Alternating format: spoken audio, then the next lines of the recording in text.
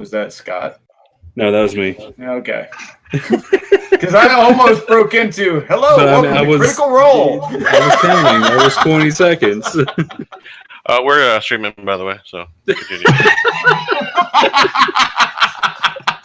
See, I told you. We're a bunch of nerdy-ass voice actors get together and play Dungeons and Dragons. Tell us when, Scott. About a minute ago. Oh, we are streaming? Really?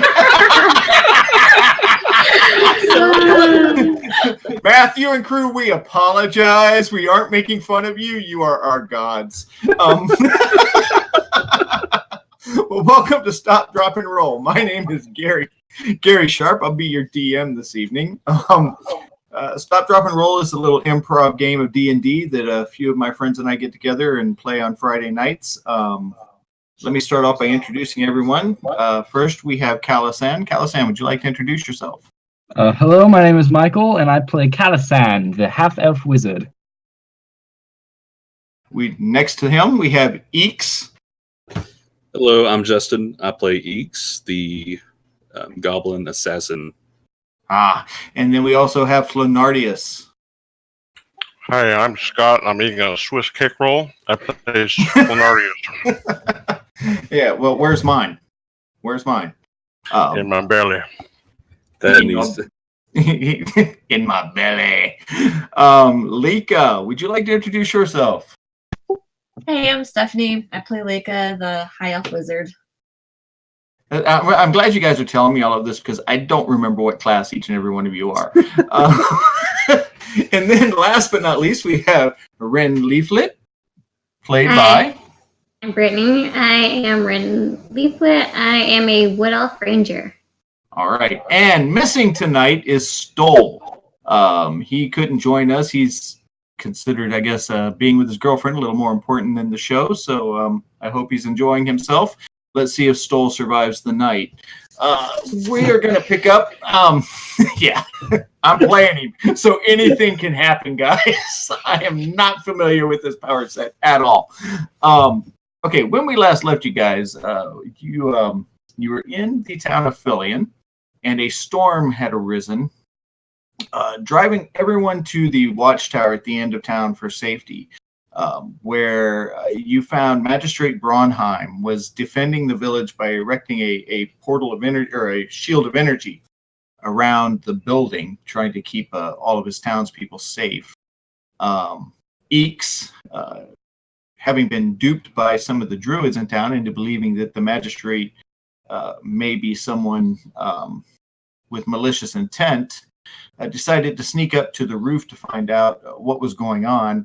And to his surprise, Stoll and several other party members decided to come to the roof in the company of some of the town's guard. So before he could get caught, he decided to fire off a few shots at the magistrate. I panicked. That was true panic too. I could hear it in your voice. But so the magistrate took some arrows to the chest. Eeks dove off of the building. Several of you followed him out of the building, trying to find him and see what was going on. Lika and Eeks and Stoll went into the town. Lika and Eeks discovering some bits of the mystery in the magistrate's home while the storm was going on. And as you guys were all coming back together at the town hall, just as you were approaching, a group of druids came from the woods, one of them being Cassandra, the woman that had duped you into going after the magistrate. There was an older gentleman with her. She was standing by his side, and the older gentleman called lightning down from the sky, attacking the shield once again, and announcing to his druid army that everyone was inside the town, go inside and kill them all. And that's where we're going to pick up. Wait, you said army? Like, how many of them are there? Not an army. There's probably about 30 or 40 of them. What the fuck? I thought there was only like 10. I thought there was 4. No, there's like 30 or 40 of them, but he is surrounded by a select few that are his like lead guard.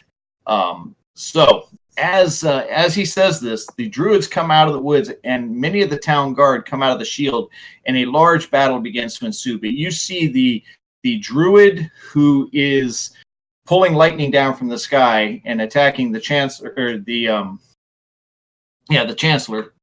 No. Magistrate, thank you. I couldn't think of his name for a moment. I'm like, last name's Bronheim. Right as he calls lightning down from the sky and announces to his people, you see him take the form of a large bird, and he flies up toward the rooftop of the town hall. There are several people that were standing with him. I'm going to bring the map up here so you can kind of get an idea of what's going on. Let me bring a few people out of hiding. Yes. All right, can everybody see the map? Yes. He's loading. Yep. There we go. All right, we all got it? You know, it is so much different playing on this computer. I haven't used a mouse in years, and actually having a mouse helps with this game. I'm really impressed with it. Okay, so this gentleman here takes flight, and he starts heading off toward the castle. We'll say he gets about right here. How far up is he? He's about probably at this point maybe 30 feet up in the air. Can I make an attack? Let's roll for initiative. Are you going to do a sneak attack on him? Because they really haven't seen you guys yet. As you can see, you guys are still kind of hidden out of the way here. As a matter of fact, I really want to move you back this way a little bit. Stole here. Eeks, you're here. Lenardius, I'm going to put you right here. Okay. That's more your positioning right now. Actually, Lika, you would be up here. Stole here. All right, now we're set. Okay, I'm going to roll initiative for us here.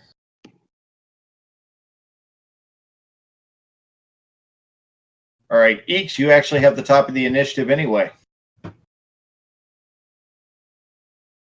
I'm going to look to my crew. a little unsure after the last little mishap. And I'm just going to shoot. I'm going to fire at him. You going to fire at him? Volgo. All right.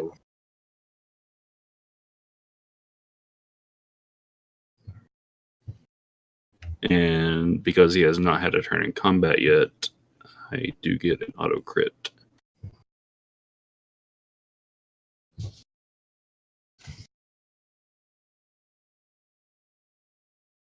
Do it. Do it. Do it. It's the wall of damage.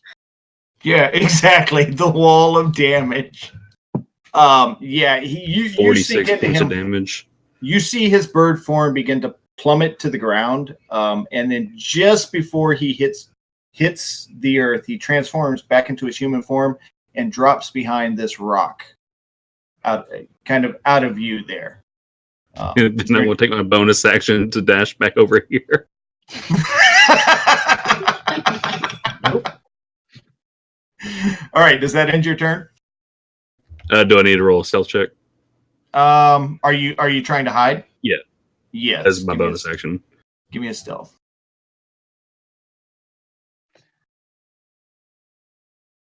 Okay.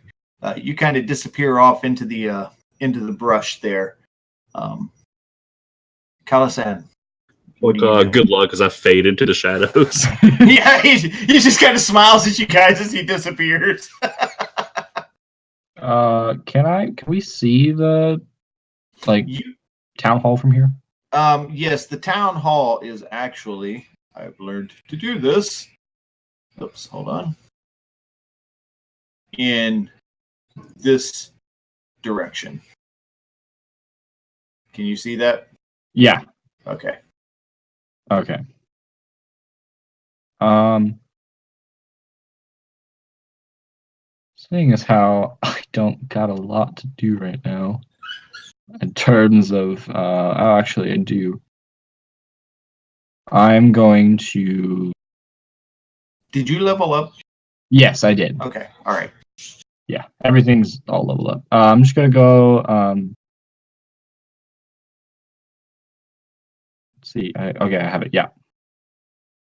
I'm gonna go up to Rin, and then just do a little whisper incantation and cast magic weapon on her bow. Okay.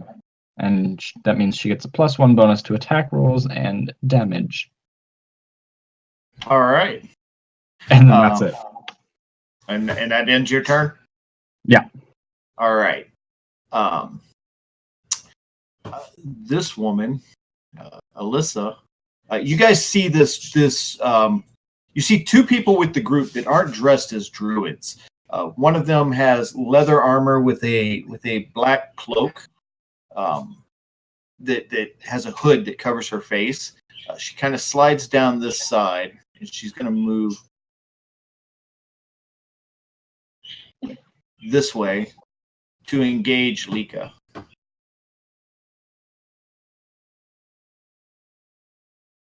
So she runs toward you, Lika, and as she's running, she pulls a short sword, and she's going to take a multi-attack against you.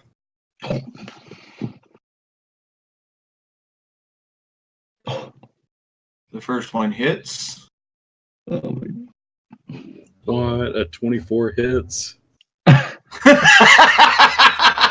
tongue was hiding that. It's hard to believe, right? Correction. So- 24 hits a wizard? She What? kind of she slides towards you, drops down on one knee, and slices you across the stomach. But the blade just barely hits you, and it doesn't go too deep. But you feel the cut, and then she's going to kind of do an uppercut with the blade again. But you're able to just dodge back out of the way. You kind of hit it with your staff, knocking it to the side. And she has used everything in her arsenal at this time. Which one is this? She didn't turn red. Right here. This gentleman's going to slide down this side and start running in this direction. He disappears behind some trees. And that's going to end his turn. That takes us to you, Lika.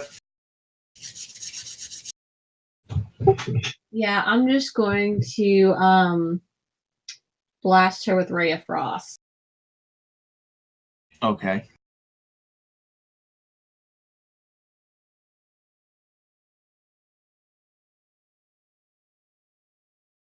Do it.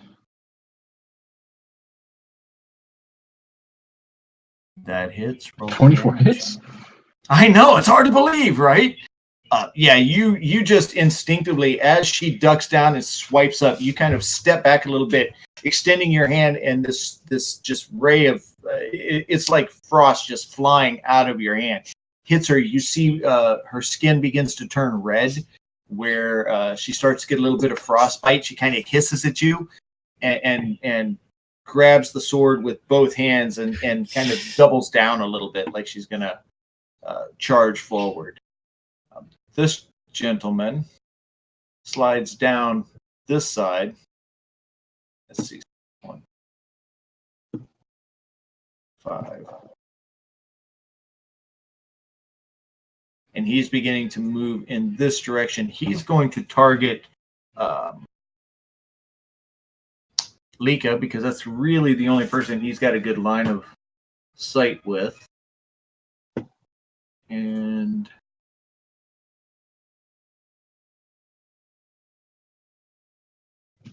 let's see. Actually, he's going to target himself.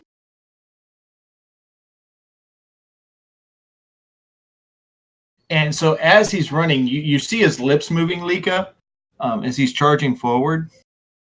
How does this work? Hang on.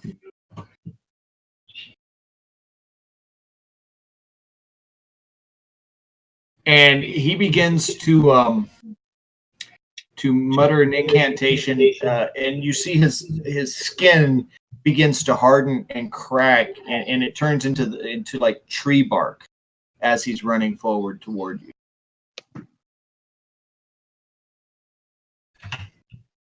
That's going to end his turn. Well, that's not good.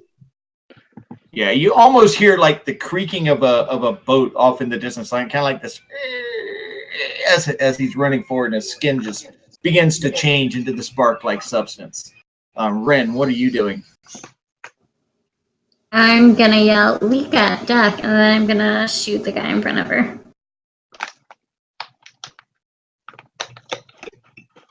Okay. Now, don't forget to add down in the bottom corner. You see your modifiers. She gets to add what, Calisan? A +1? I believe it is, yes. All right. So if you just type a 1 where it says modifier before you make your attack, it should add it. Okay.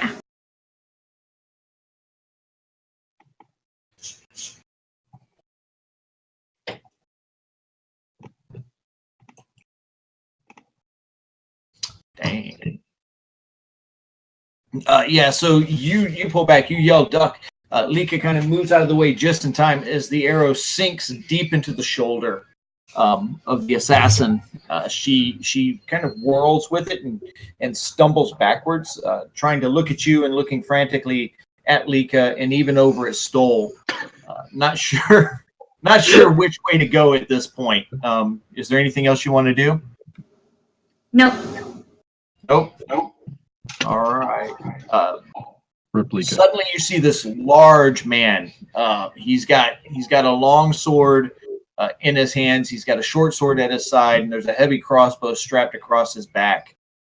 He slides down the wall, running this way.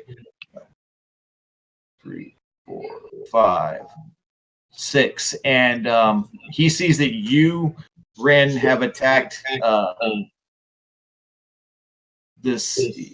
his friend, so he's going to come in. Sorry, I keep hearing my own voice come back, and I keep thinking one of you's trying to interrupt me. Okay, so he's going to take the longsword, and he takes a swipe at you, but you kind of duck under it, and he almost gets thrown off balance. The sword kind of hits off of the rock beside you, and you see the sparks. Keeping in mind now that the wind is still going, there's still a lot of rain, and that's going to end his turn.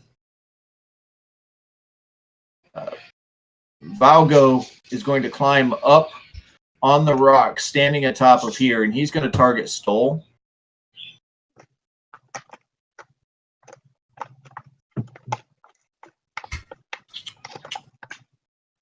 And God, he's got a lot of stuff.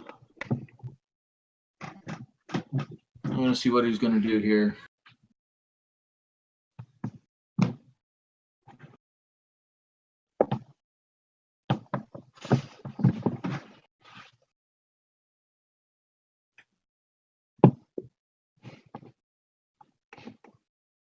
Good I cast don't like wish. that one. And as he's climbing up the rock, rather than targeting Stoll, you hear this crackling sound, and you look at him, and his skin begins to harden, and it turns to stone.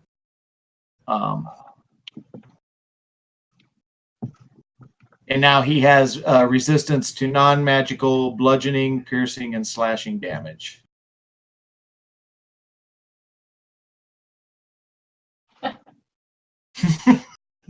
Well, That motherfucker.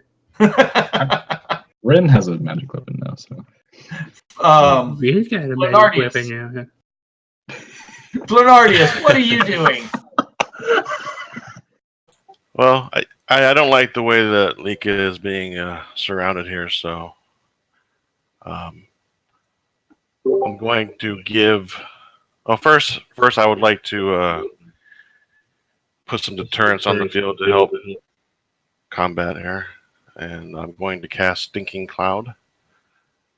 What? 1 second. Where? I'm gonna pick a location here. It's a 90-foot range and it's a 20-foot radius. Okay. Give me 1 second. Each square is 5 foot. Yes.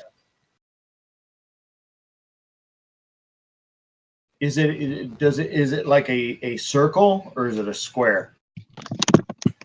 It looks like it's a circle. Okay.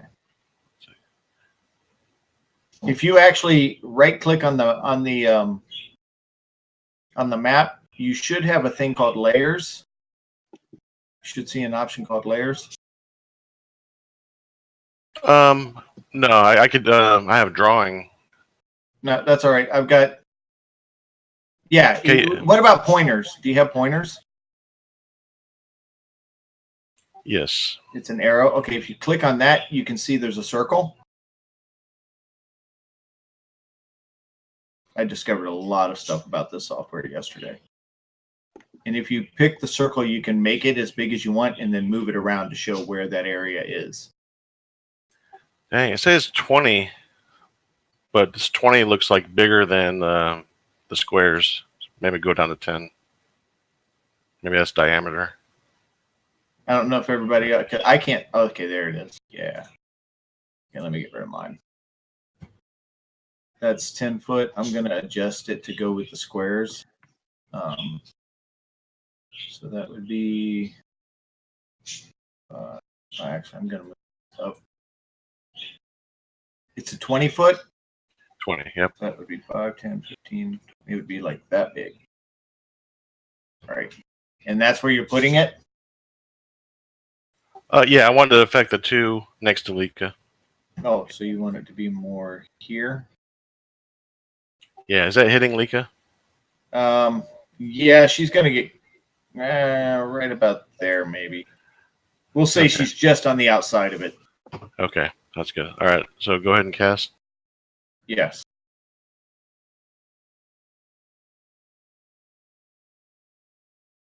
I want to see what this thing is. Oops, sorry. That's okay. Go ahead. So, does everyone in that area have to make a Constitution saving throw? Yes. I just linked it for you. All right. So you should target them and then cast it. You target everyone that is in that radius. So you would target Krell, Alyssa, and Andros. Okay, got him.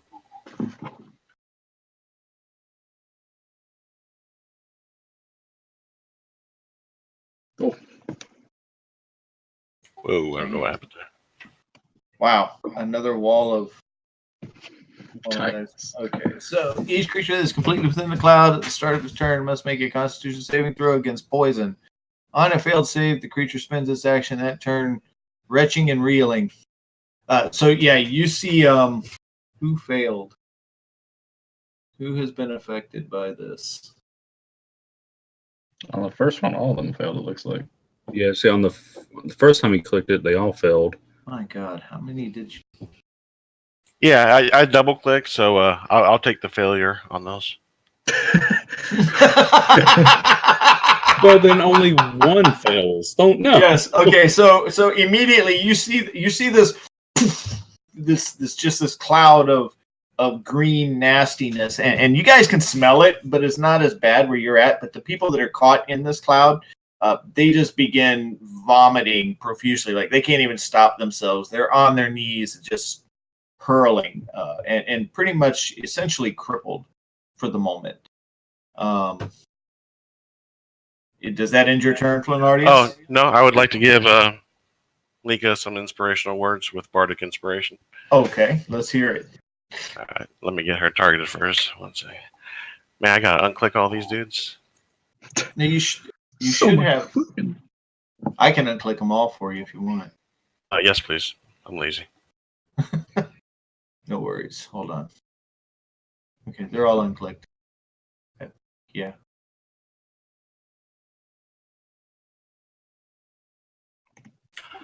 All right, Lika. Thank you for being a friend. Travel down the road and back again. I was afraid that's where you're going. Your heart is true. You're a pal and a confidant. You got this.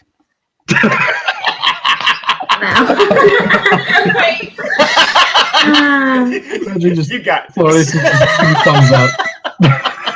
I did 2 thumbs up too. Okay. Like, okay, I got this. You can't see her through the cloud, but Cassandra is now kind of looking both ways, trying to figure out. She hears her friends vomiting inside the cloud. She knows she doesn't want to go that way, so she begins to run around this way to get toward the older gentleman here on the rocks. And Stoll just kind of, he looks at Lika and he says, I got the old bastard. And he charges forward, climbing up the rock. And I got to find his character sheet. Give me just 1 second. What the hell can this guy do?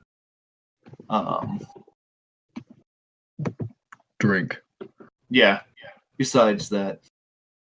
Okay, Stoll. Stoll is going to target him.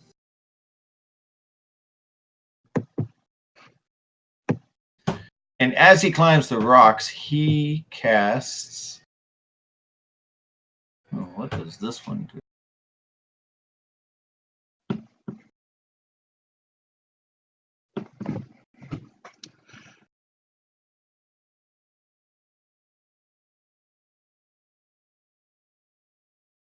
Okay, he's gonna try this. I've never played from this side. You guys bear with me. Combat. Oh. Okay, so he's gonna...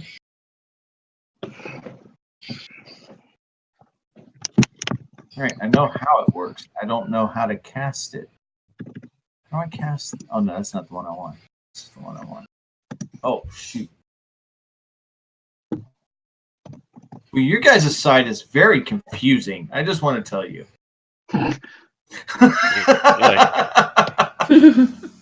Rapiers end up disappearing and stuff. Okay, why did it not work? Give me 1 second. I got to find out why this didn't work. Oh, I guess because he's got to cast it. Oops, didn't mean to cast it twice. But he attempts to. You see him mutter something, and this crown of kind of this thorny material begins to appear around the stone head. But he kind of just shakes his head, shrugs it off, wipes it away over his head, and looks at Stoll, preparing to engage him. Eeks, we're back around to you.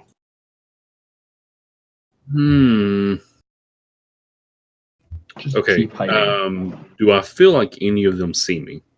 No one sees you at this point. Cool. I'm going to target Alyssa Rendor, Okay. and I'm going to shoot at her. It's not an auto crit, unfortunately.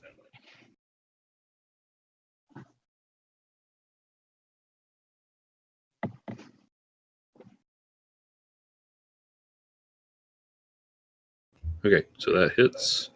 Yes.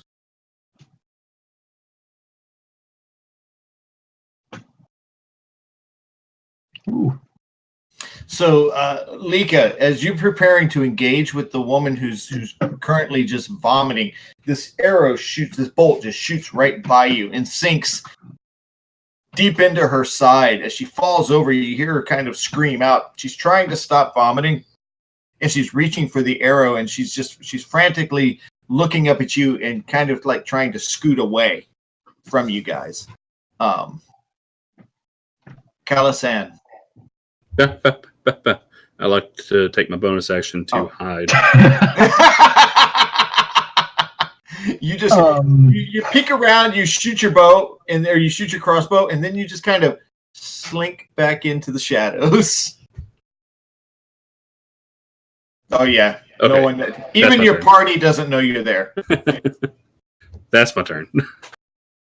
Okay, Calisan. Let's see. What do I got to? I've got a lot. That's not good. It's that goblin warfare. Yeah.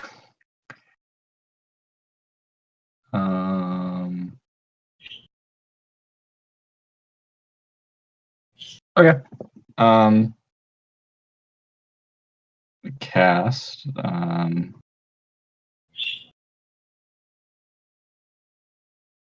do I target again? Is it just like double Control click. Control click. All right. Yeah. So I'm just gonna cast Crown of Madness. Oh shit! On him.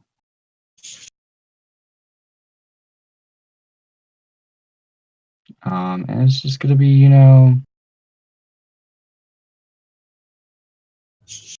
yes. Yeah. So you see a green version of the crown that's very similar to what you guys saw Stoll try to cast, and it kind of just forms around his head and seats right on him. And he continues vomiting, but he's kind of looking in your direction, Calisan, like he almost smitten with this look on his face. Behold my glory. Is there what else is that? Does that end your turn? Yeah, I think so. Yeah. All right. You don't want to give any. You don't want to use any commands or anything with him, or. Well, currently I don't think he can do anything. Okay, so Alyssa, looking at you, Lika, she's kind of like on her side, trying to crawl away, but she does. You see her kind of drop the short sword to the ground for a moment. She reaches back, pulls out a light crossbow, and she kind of moves back to here, and she's going to make a shot at you.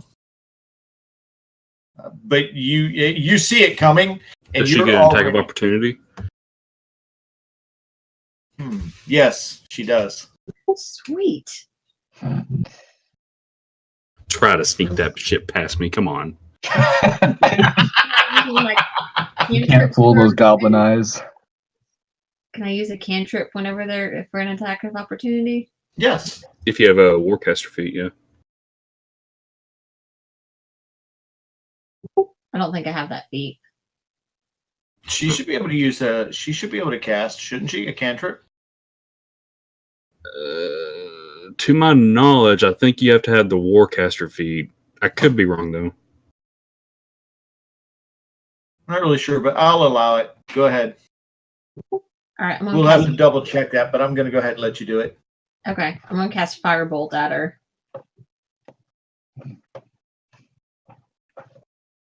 She sees you like begin the incantation, and she sees the fire form around your hand.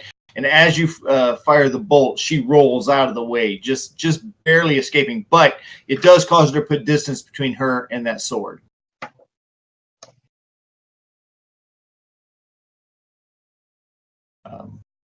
And so she kind of rolls this way, kind of getting in between these trees over here. But as you see her rolling, she's still vomiting. It's like all over her face as she's spinning around trying to get away from it.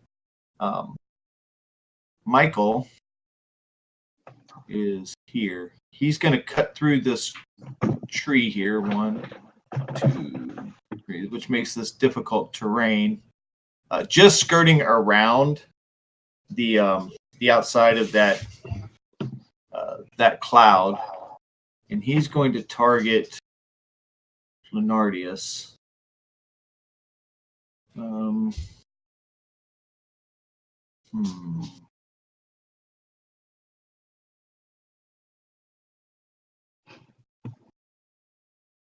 What is the okay? You see him point at you, Flenardius, and That's a mighty big finger.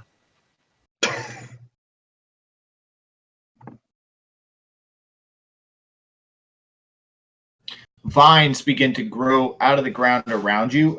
You see them come up. You've seen this before in your travels. So you kind of like dart forward closer to Lika as the vines try to start to entangle each other where you were standing at.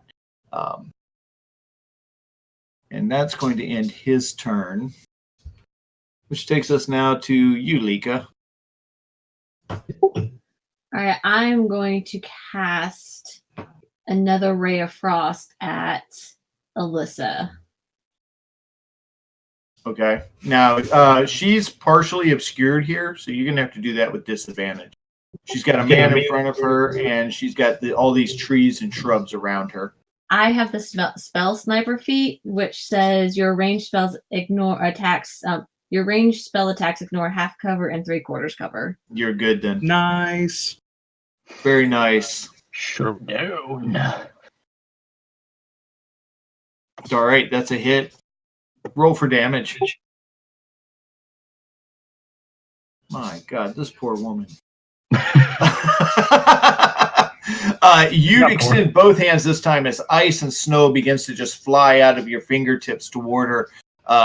The plants around her begin to like turn black and decay as the ice just hits them so hard and so cold. It sprays over her. You hear her scream out as she begins to get covered with it.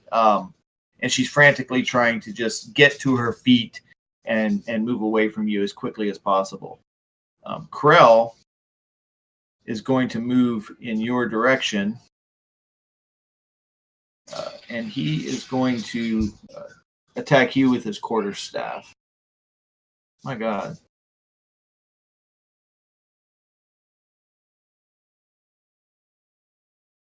Sorry, the targeting went all crazy on me here. So while you're spraying this out, he kind of comes down and cracks you across the back with it, but you kind of deflect it with your arm as you see it coming, so you don't take a whole lot of damage from it. He lightly taps you with his staff. No. Stop doing that! Why are you hitting yourself? Yeah, he's kind of aggravated that he missed. As you deflected it off, it kind of swings back around. You hear him utter a curse in some language that you're really not familiar with. You kind of recognize it, but you're not sure exactly what it is he said. And so that takes us to you, Ren. You've got this large man in front of you, like bent over, just vomiting profusely. You see this other guy take a swipe at Lika, and the rest are off in the distance a little bit. Some of them are obscured by the smoke and the fog. That the wind from the storm is now starting to dissipate a little bit. Okay, and do I still have that +1 to my bow? Yes. All right, so I'm just going to take my bow and shoot him in the face. Shoot who in the face? The guy in front of me. Okay, Oh, you're no. you're gonna have to roll that at disadvantage because it's a ranged weapon, and he's right next. I just hit disadvantage, right? Yes. So on the thing, you'll see where it says, yeah, there you go. Yeah, you pull up. He glances up just at the last moment, and he kind of ducks down and starts to charge forward toward you. Right, and then I am going to use my second attack that I get at level 5. And I'm going to hit him with my quarterstaff. That's a hit. Roll for damage. Yeah, he charges forward. You hear him just like you elven bitch, and he starts to charge forward, and you just crack him upside the face. He turns his head for a moment, and he looks back at you. There's a little trail of blood, and he just kind of gives you this scary smile. And he's like, "I like it, bruh." And he starts to charge forward. He's got you targeted. Can I still do a bonus action or no? What bonus action are you wanting to do? Hail of Thorns. I don't think you can do Hail of Thorns as a bonus action unless it says that you have that. That's casting and that's an action. I'd have Well, then can I move? Yes, you do have movement. Okay, I'm gonna hide behind Flenardius.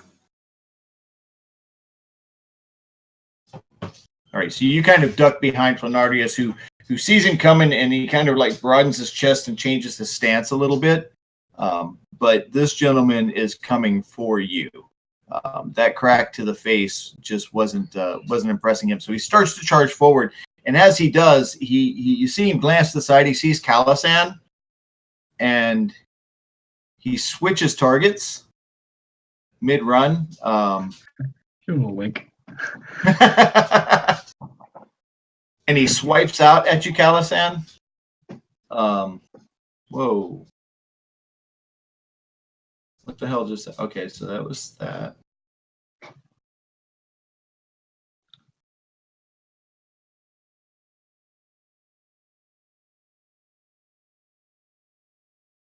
Oh, I rolled damage. I'm sorry. I got to roll an attack first. My bad. It's just an auto hit. Yeah, sorry. So take off that 6 on the damage there, and but he did hit you. So as he charges forward, he looks at her. You see this just scary smile on this guy's face. His blood begins to pour down his mouth. He's almost slobbering as he's charging forward, wiping the vomit from his face. And just as he begins to go there, he looks at you, and he's just like, "Fucking pretty boy," and he swipes out at you. He does hit you, and he does 3 points of damage. So the blade kind of swipes over at you. You jump back, and it cuts across your chest, but it's not a very deep wound. It just kind of it cuts the clothes and cuts the surface of your skin, but you're pretty good. All right. Valgo, seeing Stoll in front of him,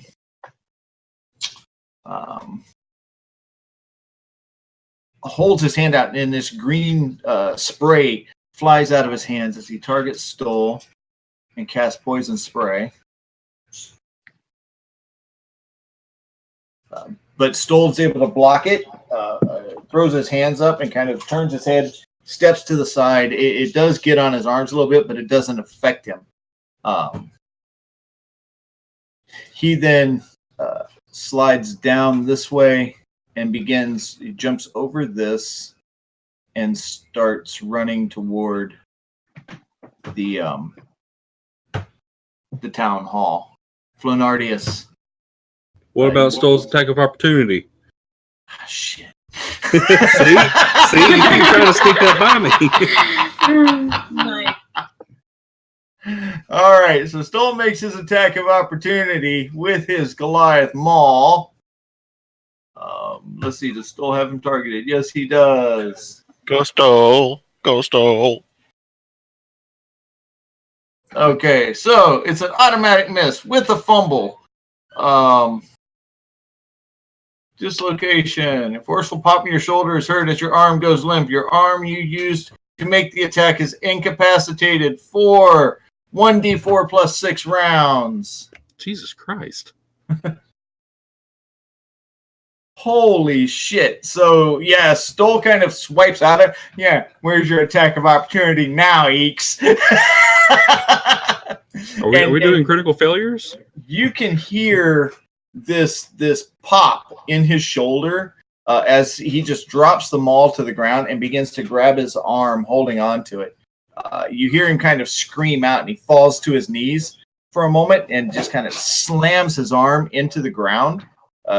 Like there's a rocky protrusion. He kind of slams it in, it pops it back into place, but the arm is just hanging limp. Flenardius. All right, I don't like this Andros guy, fighting our ranks here, so I'm going to target him and take a swipe with my rapier. All right.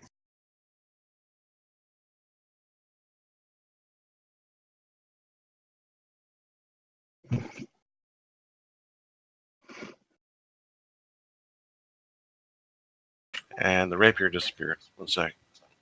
Again? Where Yeah, does it go?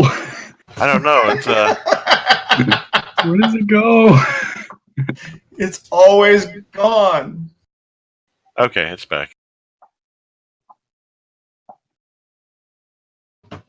Now, is this a double click or a single click? I don't want to do it twice. You know Pretty what? sure it's double click.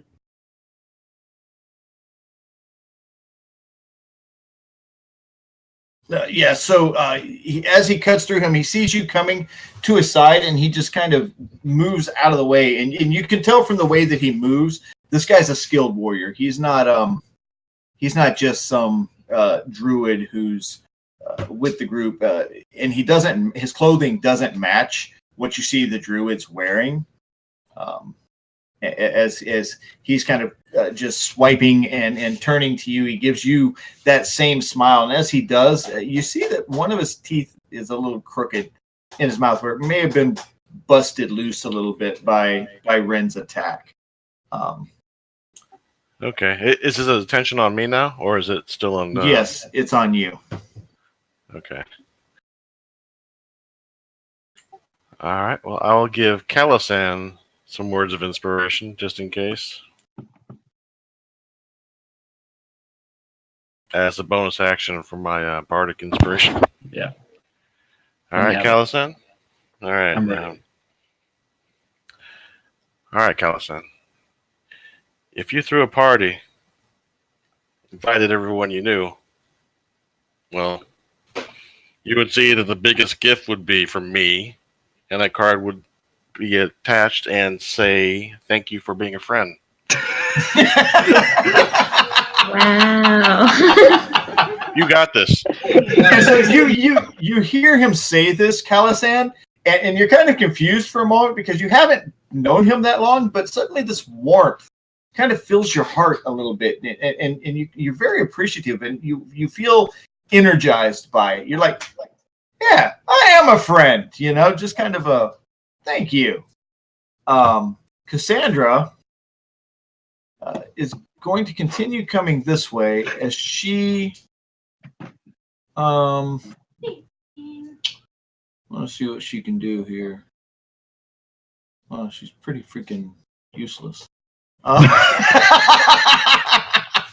That's good for us, though. She charges up over the rocks towards Stoll, and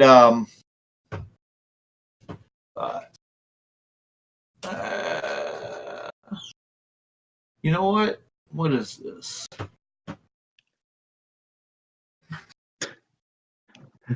What does this do? The strength for the attack and damage rolls a melee attack. Use your spellcasting ability instead of strength for the attack. And the weapon's die becomes a D8. The weapon also becomes magical. If it isn't already, the spell ends if you cast it again or if you let go of the weapon. So, she casts Shillelagh on her quarterstaff as she charges forward. Yeah, I don't know how to enhance or make this work in here. So, we're going to attack with, what is her spell casting?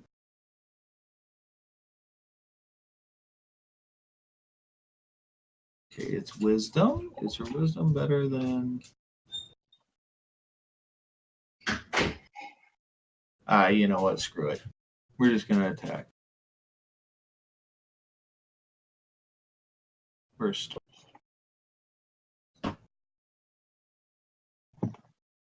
So you see her come up over from your guys' perspective. You see Cassandra come over the top of the rocks.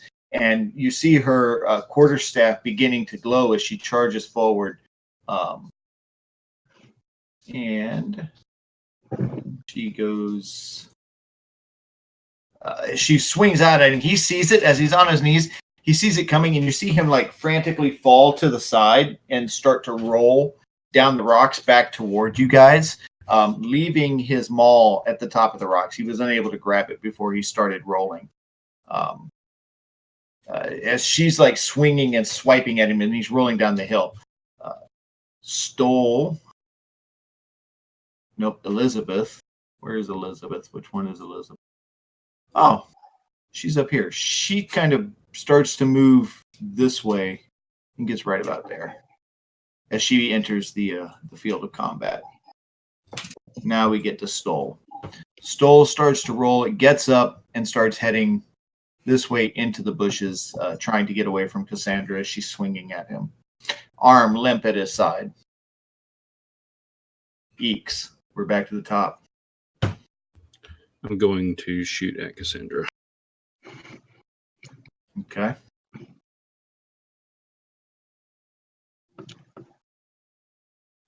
Goblin Warfare.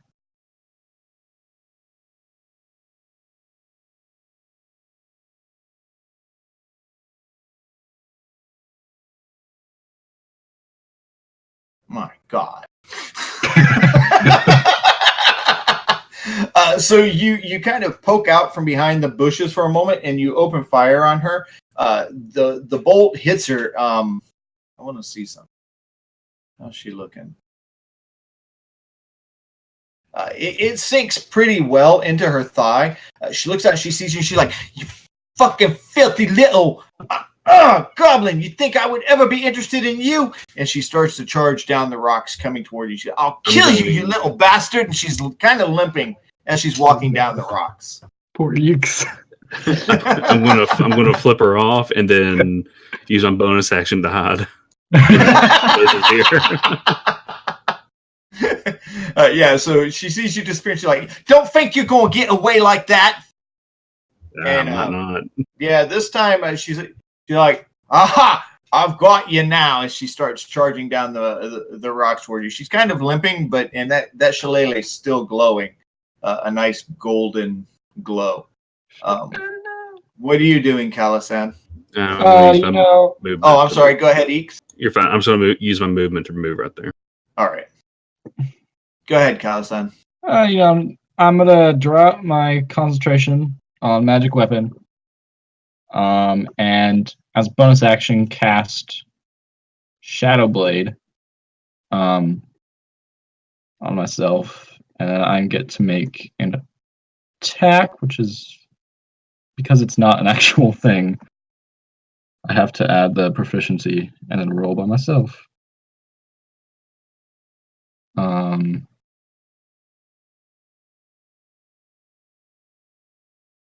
I'd like to remind you that you're a friend too. Yes, I am Yes. a friend. You got a friend in me. Are you attacking Andros? Yeah. Okay. The Shadow Blade isn't actually a weapon, so Right. does that hit? But it does hit. All right. Now I can do damage to him.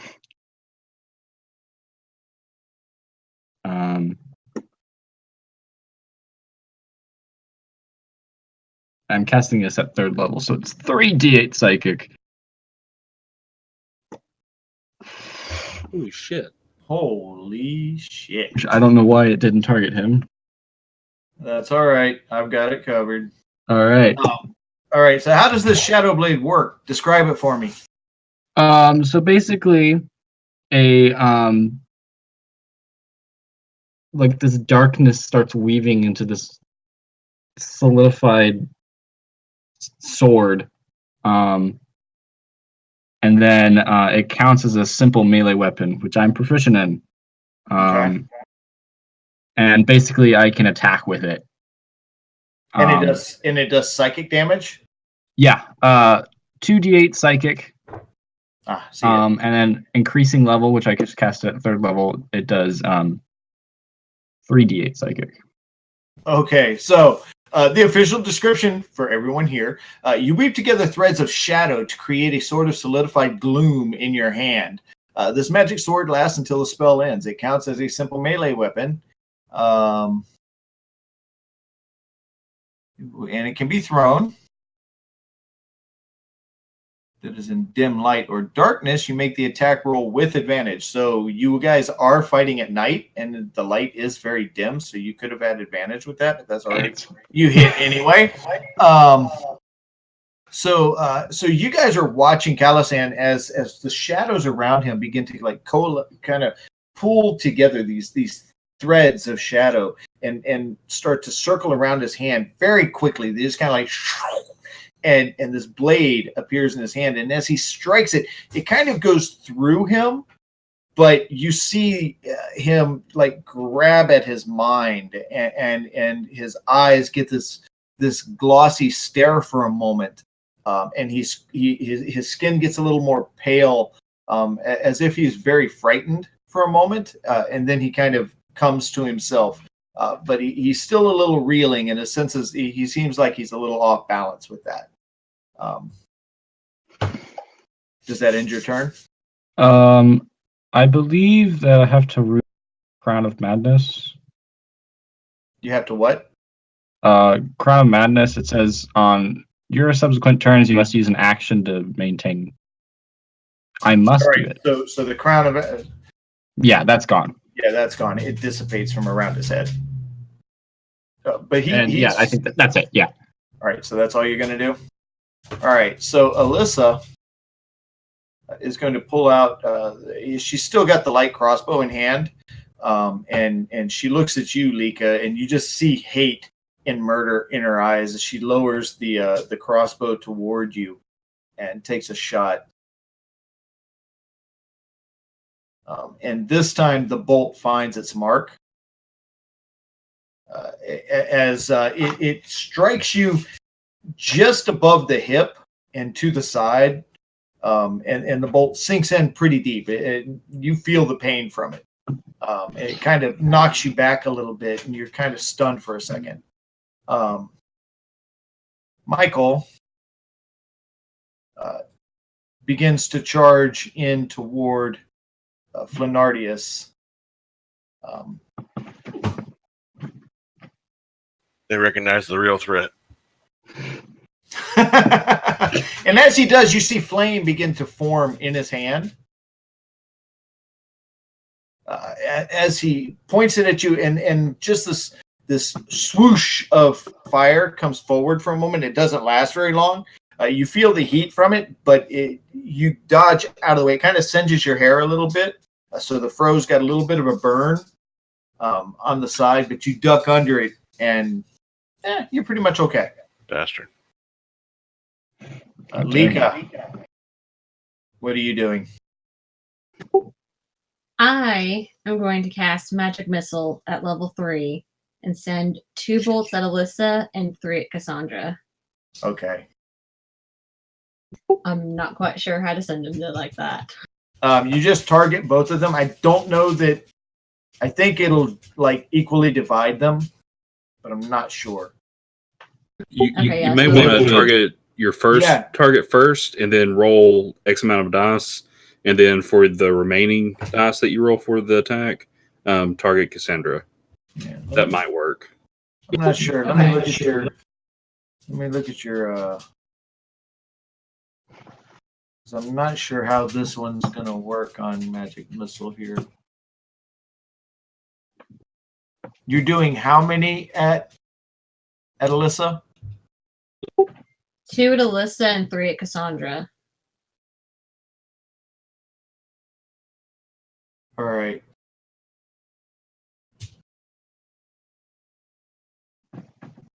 I'm not sure how. I mean, the best way to do that would probably be just individual rolls rather than. Well, no, it's okay. Go ahead. Let's see what it does.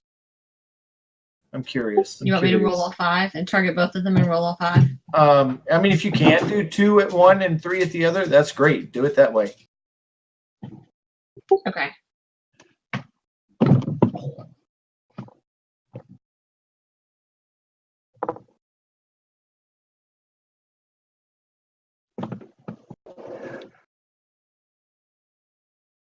Yeah, it divided it. What's up the damage? Well, because it automatically hits. Yeah. But it did all 5 rather than 2 at one and 2 at the other.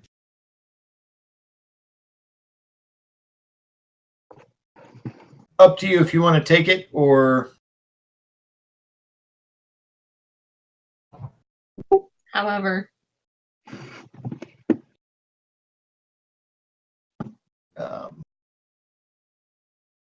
as the missiles go forth, and they strike their targets, you see Cassandra. They hit her in the chest, and she begins bleeding profusely. Something vital has been struck, and she's kind of stumbling backwards and trying to hold on to the rock and keep her balance with this scared, lost look in her eye. Alyssa, it's hard to tell from where you're standing how she is, but you see a lot of blood in her chest where the missiles had struck her too. They're both looking pretty rough at this point.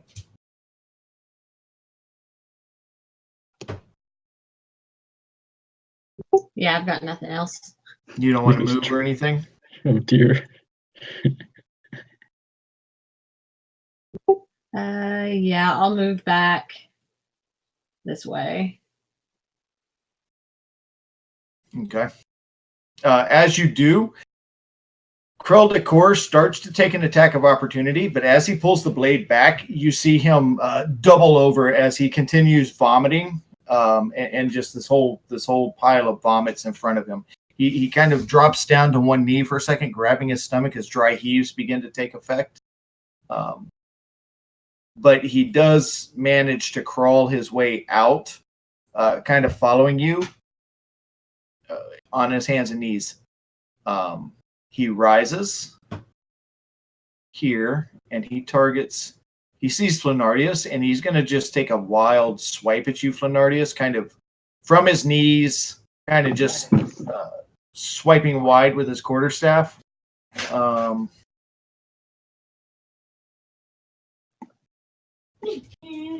it does hit. Not the bird. As he he kind of swings, it hits you right in the shin. The pain is blinding at first, but it doesn't do a lot of damage. Ren, you see all this going on. You've got Andros, who... Hello. Sorry, my wife just walked in. Andros, who is kind of still reeling a little bit from the psychic attack from Calasan. And you see Krell on his knees swiping at Flenardius. What do you want to do? I'm going to target the one in front of Calasan. Krell? Yeah, and then I'm gonna do Hail of Thorns. All right. Hold on. You're still targeting Andros. I'm gonna clear that one for you. Thank you.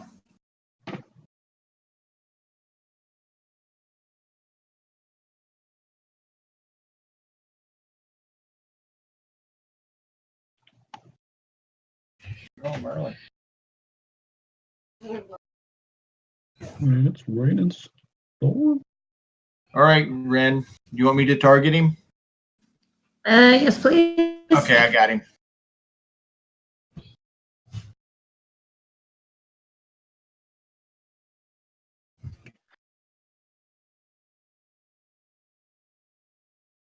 Why is it not working? That's weird. You know, that's what I'm thinking. Let me look. Actions.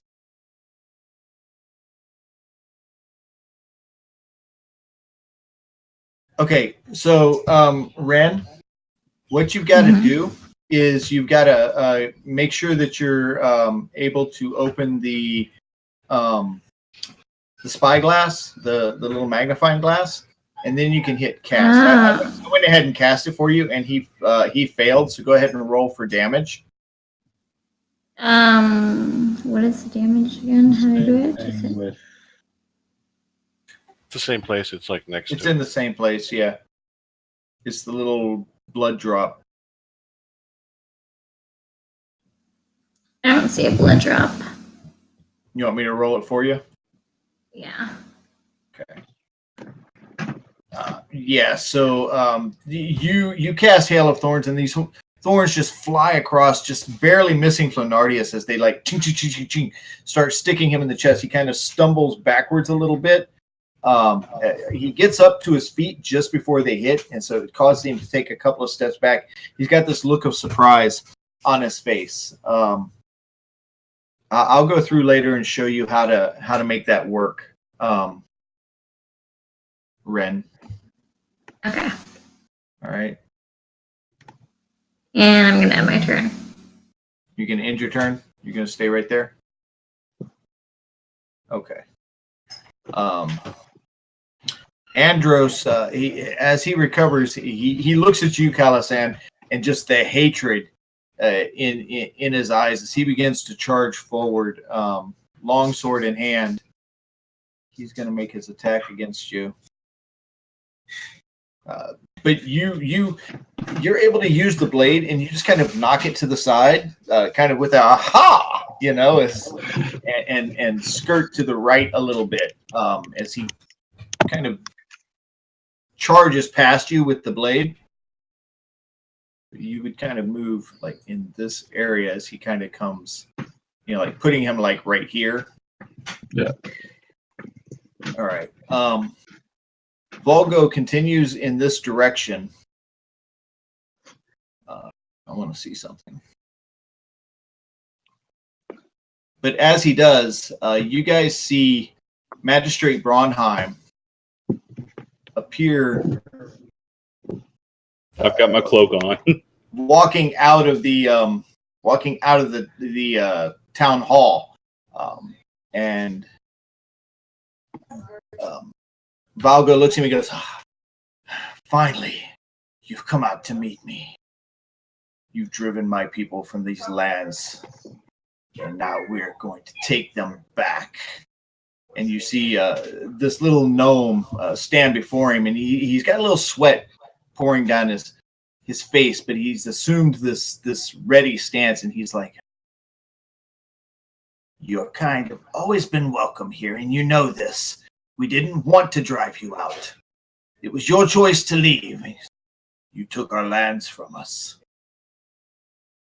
You know the rituals that we would cast here. Yes, we do. But it was your choice to leave." And then they both kind of assume this stance. They begin to kind of square off a little bit. He's going to target Braunheim. Not Stoll anymore. Oh, don't want to do that. I want to do this.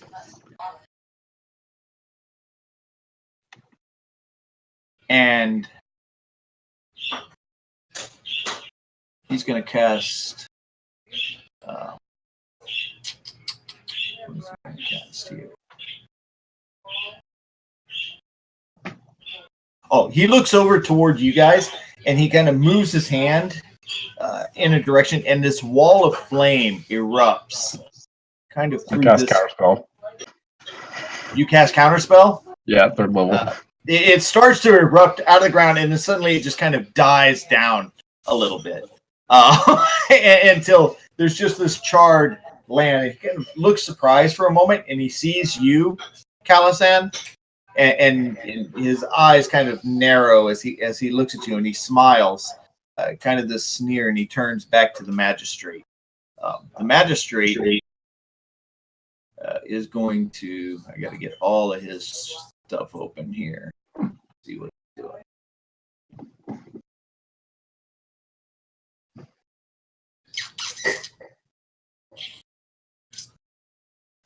Magistrate caught me. The magistrate is going to target him. And you guys have never seen the magistrate like this before. He's very confident, very ready to fight. As he assumes this fighting stance, he kind of pulls his fist apart. As he does, lightning jumps between his fists, and he thrusts his hands forward, and a lightning bolt just flies out toward. Oh shit! Yes. And you see Valgo kind of fly backwards as this bolt of, you just hear this as the lightning cracks and pops out of his hands. It strikes the druid, hurling him backwards just a few feet to hear as he lands prone on his back. His chest is just charred, and the beard that he has, his head is bald, but the beard that he has is just kind of singed, and smoke is coming up out of it. And you see the magistrate kind of pull his hands apart as lightning continues to fly between them and pop and crackle around his fingers, and he begins to walk forward toward him, getting right about here. Flenardius, what are you doing? Oh my, this is getting crazy.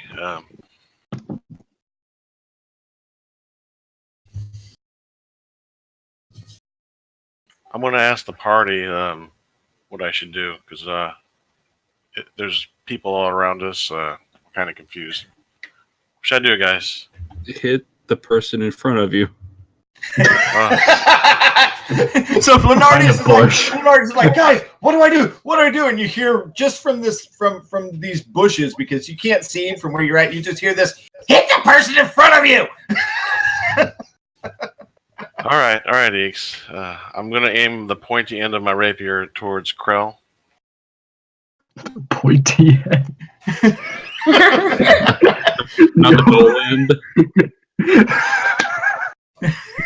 Not even the pommel at him. You don't want to hand it to him or anything. Oh, is that what I'm supposed to do? Okay, here we go. If my rapier is even in my hands, let me check. I think it was, yeah. Yeah. Did it disappear? Remember, because you lost it, it teleported away, Yeah. and then it came back. Yeah, it's still here. Is Okay. it like a falchion? Magical rapier. All right, self-raping rapier.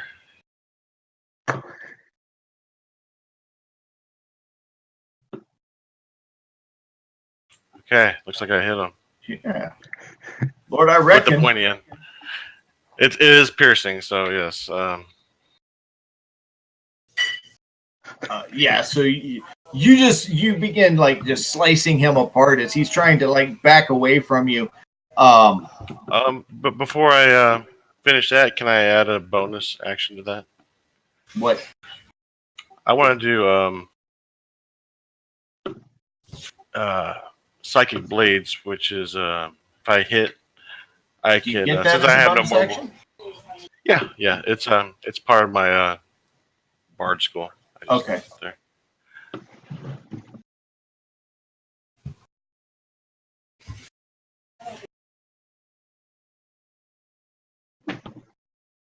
Okay. And it would actually be a 3d6 because I'm 5 now. So. Knock yourself out or knock him out.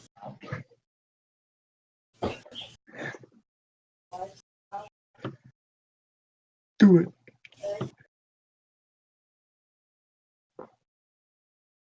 Ooh. You did that to yourself. Yeah, it doesn't have a damage thing. I can guess do it to just. I think it just gave it to you. Okay. So if you rolled for damage again, you would get Okay. 3, I believe. Oh, so you have to cast it on yourself. Yeah. Yeah. There you go. Okay. All right. But you- So But you would take that 9 out. we're not going to worry about it. Don't worry. Flenardius is needing this right now. Okay. Yeah. So I'm going to I give love- it to him. So Flenardius, you as you begin swinging your blade, it begins to glow as you begin like humming this tune that are fond memories from when you were young. It's causing the blade to kind of vibrate in your hand and glow a little bit. So as you're striking him with it, this energy is like flowing through his body as he stumbles backwards. You see his eyes go wide as he begins like clutching at his head as you continue to drive the blade into him over and over and over again until he falls back to the ground. He doesn't even scream as you're wondering what he's seeing. You just turned him into a cucumber. He seems to be in torment internally, like he's reliving some horrible thing. You're not really sure what it's doing, but you feel this glee as you're like just driving it into him. And you guys are seeing this side of Flenardius that you're not used to as he's just standing over this body, hacking into it for a moment, and he stops. You just see him begin to breathe, just kind of blood's kind of splattered over his chest, and this poor mutilated body is just staring off into space. Cassandra, does that end your turn? Well, certainly it does. Flo is Pennywise. Cassandra, she falls to the ground and she's just trying to crawl away. And as she's crawling, you guys see a trail of blood kind of following behind her. She's not even looking at you guys. She's just desperately trying to crawl over the rocks. Elizabeth, as this cloud has now dissipated, going to go ahead and remove that. She stands here. She sees what's happening. She sees her friends getting cut down. She sees Cassandra over here, and she's just going to run. Good. She's out. You see this figure off in the distance just hauling ass toward the woods. Stoll continues to crawl in. The lightning strike kind of stirs, turns him for a moment, and he continues to crawl deeper into the woods. And Eeks, he falls right in front of you. And he's grabbing his shoulder, but the pain is so intense as he falls, and he kind of looks up at you, and he's like, "Oh, hi, how you doing?" Thought you were a big bad Goliath. Well, we all have our off days, and he's trying to lift his arm, but he just can't get it up. And he's like, "If you head out that way, will you grab my maul?" I'm just going to chuckle, and it's my turn next, right? Yes. Okay, yeah, I'm just going to chuckle and I'll load up my crossbow and shoot Cassandra. Cassandra's kind of over the hills. She's pretty much obscured from where you're at right now because you're low to the ground. The rocks are kind of high, and she's gotten over that part. So you would have to move out to be able to see her.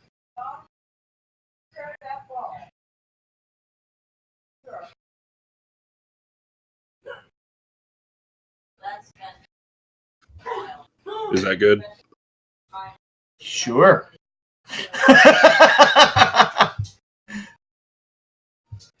Can I do it now? Yes, now you can do it.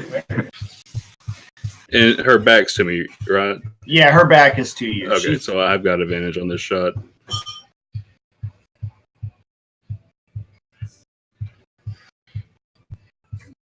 That hits.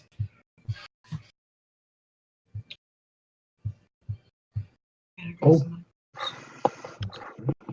Yeah, you let go of your bolts as you rapidly fire 3 of them, just shoom, shoom, shoom, and they all find a mark right in her side. She stiffens up for a moment, and she turns, she looks at you, she kind of gives you a little bit of a smile, blows you a kiss, and her head falls to the ground. I'm going to spit on the ground and then use my bonus action to dash back down here. But you are not hidden as you go into That's the fine. woods. You're just kind of you step over Stoll, who's just kind of watching. I step on Stoll. Oh, hit him in the stomach. Calisan.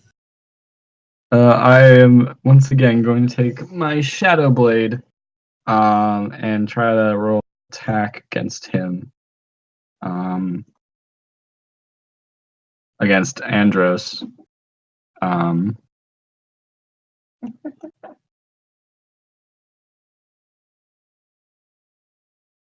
it. Yeah, no, you don't hit. Yeah, that misses. Yep. Let me make sure. Yeah. So you kind of swipe at him as he charge, kind of thrusts past you. You take a swipe at him. He ducks under it, and he grabs the blade in both hands, turns and smiles at you as he begins to make his attack. But before that, Alyssa, what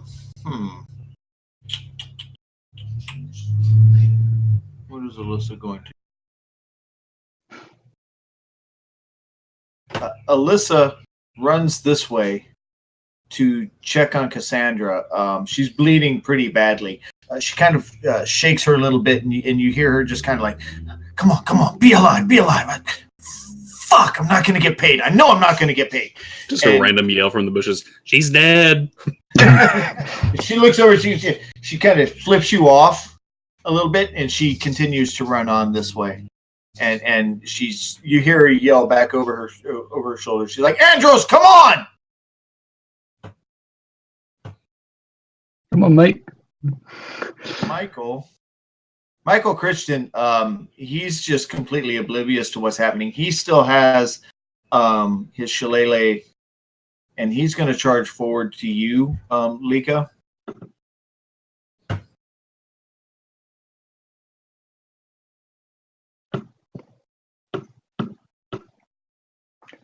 And he hits you with the shillelagh, kind of in the stomach. It hurts, but you're able to take it. You kind of just stiffen up as you see him coming at you, and you know you can't get out of the way in time, so you kind of stiffen your stomach up. You take the hit, and he kind of looks at you with this you fucking little bitch, and he hits you as hard as he can. But again, you kind of shrug it off. What are you going to do in return? I'm going to hit him with Ray of Frost. Well, you love that Ray of Frost, don't you? It's a cantrip. He has no spells. We haven't taken a long She rest, has DM. no spell slots left. Yeah, the wizards are running on like fumes. Yeah, I have one of each left, and I'm really trying to save them in case I need something really major. It's been a rough day at work. All right. Which one just hit me? The one standing right in front of you, Michael Critch.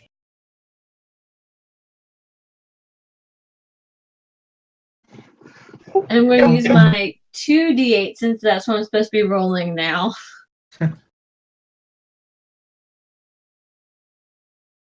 That's a hit.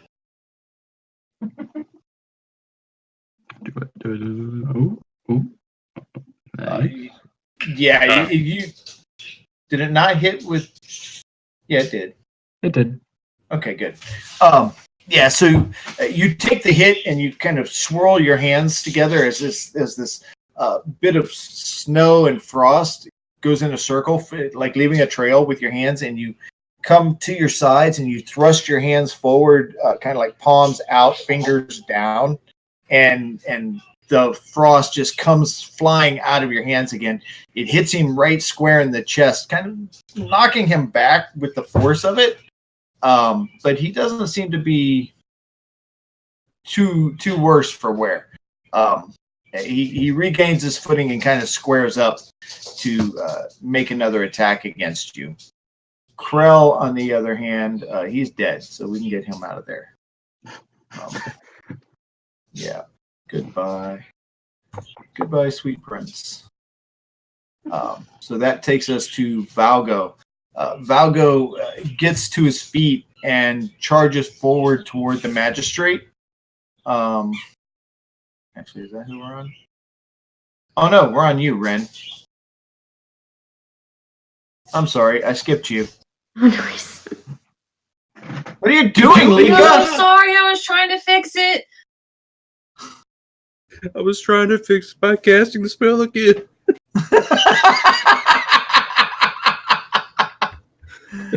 Oh my gosh. I'm just trying to kill him. Yeah, exactly. Well, Did I anyway. do that? Okay, Ren. What are you doing? I am going to grab my longbow and aim at Michael. Okay. Wait, what?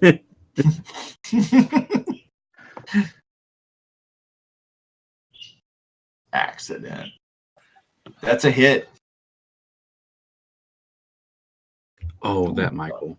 Oh.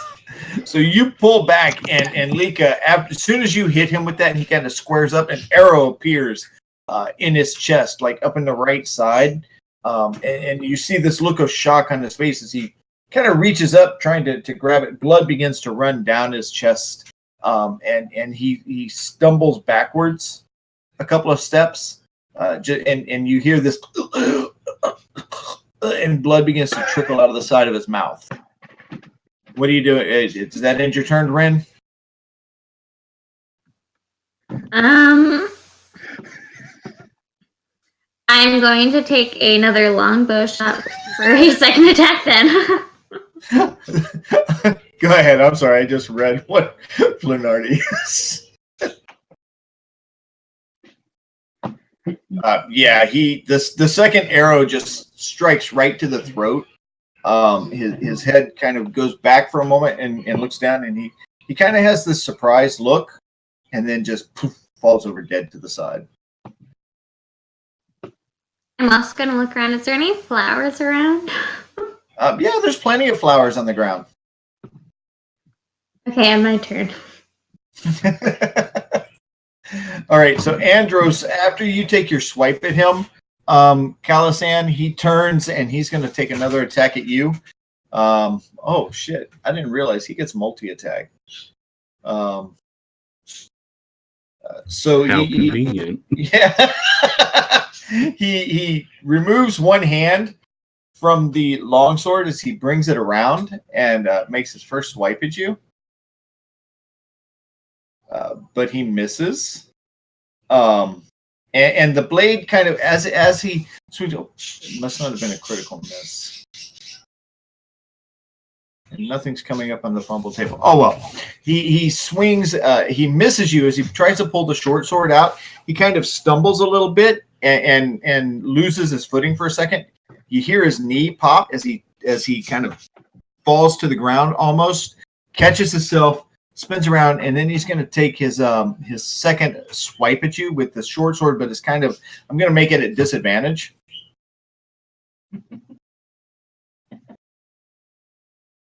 Yeah, and oh my God. And he misses with that one. His foot slips out from under him and he falls flat on his face in the mud, unable to catch himself for a moment. So he is now prone in front of you.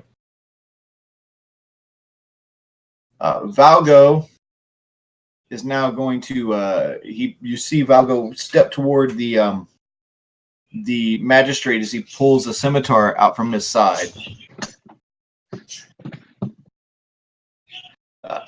But with amazing speed, you see the magistrate kind of ducks under it, being short in stature anyway, as he kind of misses with the he completely misses with the scimitar, kind of stepping to this side, and as he does, the magistrate on his turn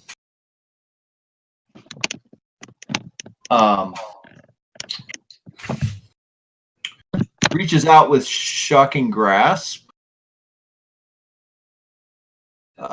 But the druid is able to move out of the way. You see sparks flying from his hands as he reaches out to grab him, and he misses. You hear him kind of hiss and continue moving to the side.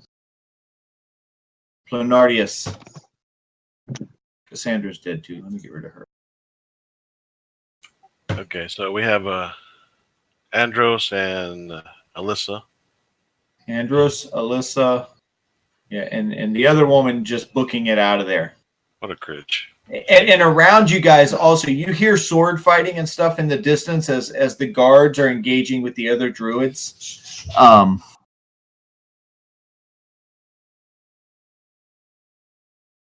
Okay, I'm going to surround Andros. And am I approaching his backside? Yes. And remember, he's face down in the mud. So you Oh. get advantage. That's awesome. All right, guys, what should I do? Stab him! So you Kill see the this. bad guy! You see him going, what do I do? What do I do? And Kelsey's like, stab him! Stab him! And Ren's over there going, shoot the bad guy! Shoot the bad. She's picking flowers off the ground. Shoot the bad guy. All right, I will attack with my rapier once again.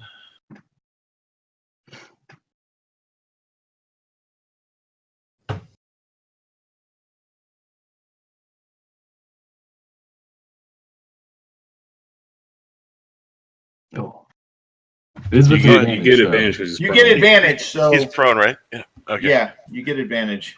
Okay, is that just the +2 or just hit the advantage button? You hit the advantage button. There you go. All right, that's a hit. Roll for damage. Yeah, so you come behind him and you just jab him right in the back. You hear him kind of scream out, and when you pull the blade out, he rolls away, looks up at you. He's like, you little redheaded bastard. And he starts to try and get up. Elizabeth, she's gone.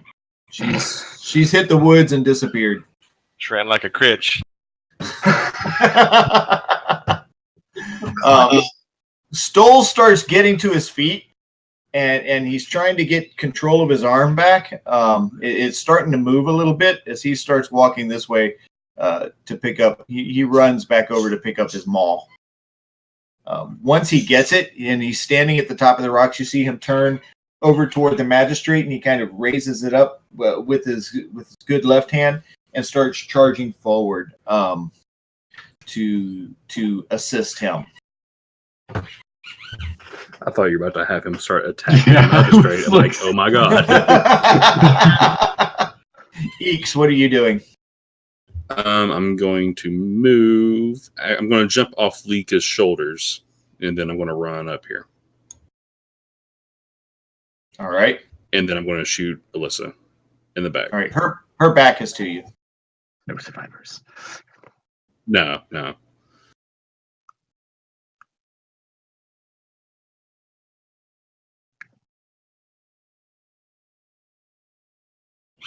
It's a hit. Wall of damage. Is this the one that was flirting with him earlier? No, that was Cassandra. He's already Cassandra. killed her. Okay. Yeah, so as she's trying to run away from you, Eeks, you just unload on her, and it sinks deep into her back, and you see her she falls to the ground and tries to get up, and she collapses again. She's looking very, very bad. Okay, and I'm going to use my bonus action to dash in front of her. Oh. Ooh, so you can just kind of run over and so yeah, you're standing over her as she's trying to pull herself up. You see, now that you're closer to her, you can see blood is like running freely from her mouth and from her nose. And there's a nice pool of blood starting to spread out on the ground around her. Does that end your turn? Yes, that is my turn. Calisan. I'll point my shadow blade towards Andros and be like, I want to give you one chance. Run? Well, this sword is going straight through your heart. He sits up. He looks out toward the field, and you see a tear come down his eye as he looks toward Eeks and Alyssa, and he looks and he goes, "Go ahead. He's done took everything worth living for him." And he closes his eyes and kind of bows his head.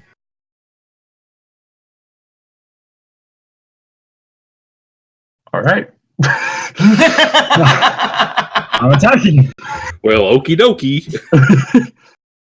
Would I still get advantage on this? Yes, you get advantage. Okay. Somehow.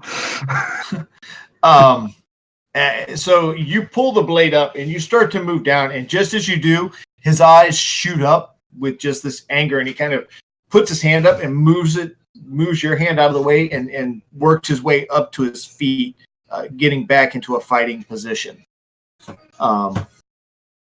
Alyssa, she's trying to get up, and she hears you walk up, and she sees your feet just kind of go in front of her, and she's just kind of, damn, knew better than to take this job. Do your worst, Goblin.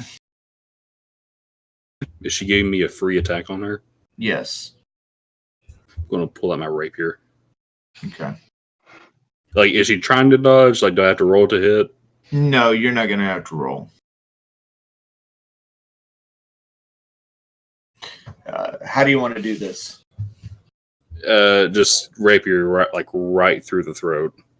Yeah, so you pull the blade up, and you come right down on her, and you hear the snap of her neck as the blade goes through her throat and sinks into the ground, almost to the point where the hilt is like 6 inches above her skin. You see her body begin to twitch a little bit, and it goes lifeless as you pull the blade back out.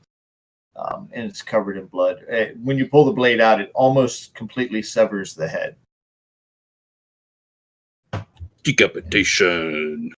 And Alyssa is gone. She is dead. And that takes us to you, Lika. Okay, I'm going to move this way some, and then I'm going to cast Firebolt at Valgo. Okay.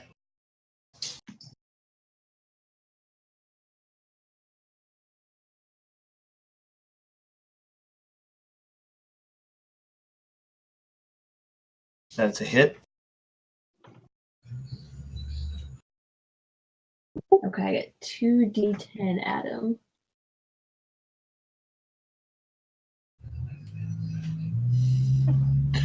So you see Valgo is just about to make his attack. He kind of pulls the scimitar up into the air and begins to charge forward as you fire firebolts at him, and it hits him, catching him by surprise. You hear him kind of yell out as the flames envelop him for a moment, and they die down. You can smell the burning flesh as he looks at you, and his face is charred now.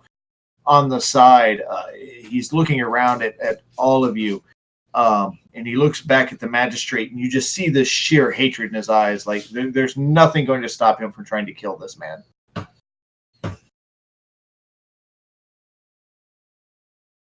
Does that end your turn? Yeah, I have nothing else I can do.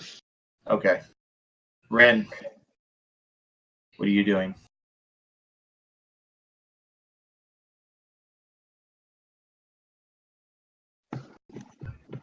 Picking flowers. Yes, I see that. Ren.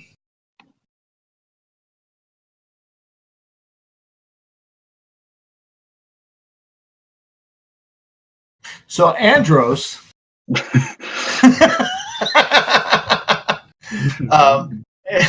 Andros, having a sword in each hand now, charges forward to you, Calisan.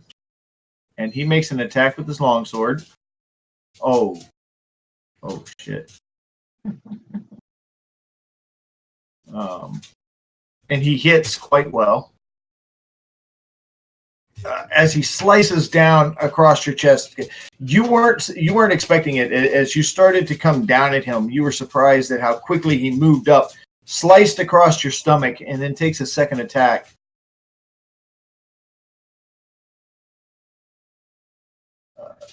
Sinking the blade deep into your side, sinking the short sword deep into your side. You feel the pain as it goes through your side. And you begin to feel yourself unable to breathe a little bit. It's kind of like you're drowning in your own fluids. Valgo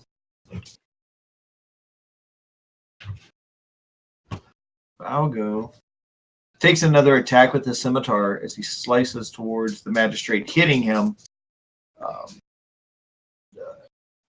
But the magistrate is able to deflect a part of the blade, so it just kind of scrapes across his stomach. You hear him kind of wince and cry out, and he's looking a little haggard anyway, seeing the red in his eyes now, the exhaustion on his face. You guys can clearly see that he's in a bad place.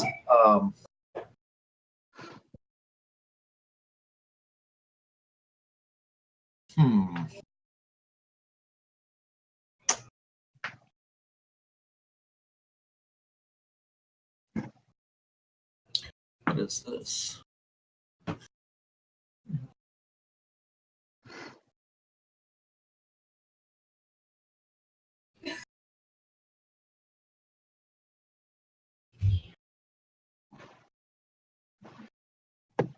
Wow.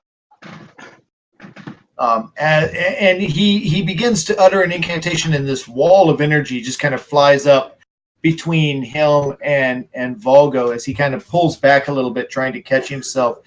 You see him put one hand on his knee as he's got his hand out, maintaining this wall. And he's looking tired. He's looking weak. You see that they're saying things to each other, but you can't tell exactly what it is from this distance. Flenardius, what are you doing? I'm a little worried about Andros having his weapons in Calasan. Really? That doesn't look good. I'm going to question Andros as if is he a druid or is he a hired hand? And Andros, he doesn't seem like he's in the mood for answering, but you see he's not dressed like a druid. He looks, from your experience, to be a kind of a sellsword. Okay. I'm going to ask him, do you really want your tombstone to read "Slain by Flenardius the Flamboyant"? And I'm about to get crazy here. I'm about to get crazy, guys. Come on. and he kind of looks at you and he goes, "I'll get to you once I'm done with the pretty boy here." And you see him pull his arm back as he's getting ready to go for another strike toward Calasan. Okay, I have no choice but to open up on him. Another rapier hit. Okay.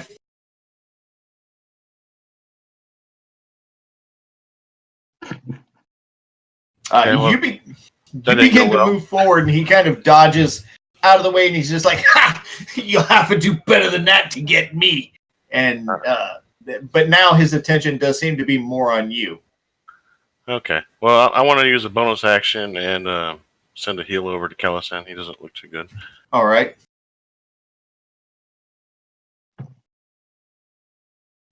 Thank you. Thank me after you see how much you get healed, because it's probably going to be for 2 hit points. That's fine. At this point, he doesn't care. 2 is good. I just want to make sure this doesn't get modified by level. Here, 1 second. Take your time. No one's in a hurry. Okay, it does. Okay, no, but I can't. I have to cast it as a first level because I have no slots.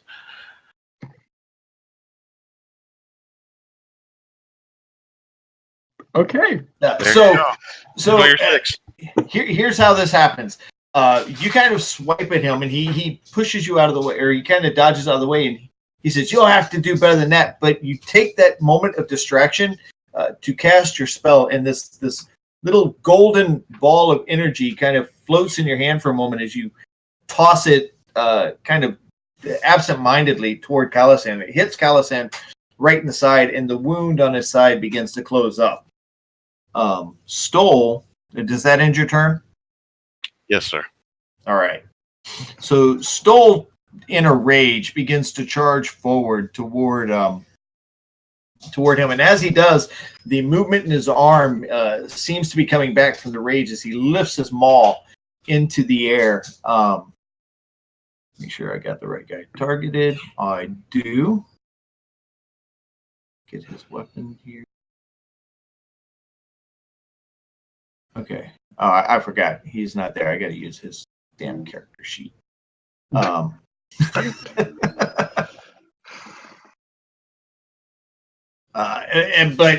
as he comes down, the arm is still not 100%, and he misses as Valgo kind of moves out of the way, seeing him come, trying to get through. He hits the wall, and you guys can hear this boom, boom, boom as he's hitting it, trying to find a way past it as he's looking both from side to side, hitting it with his sword. He begins to move.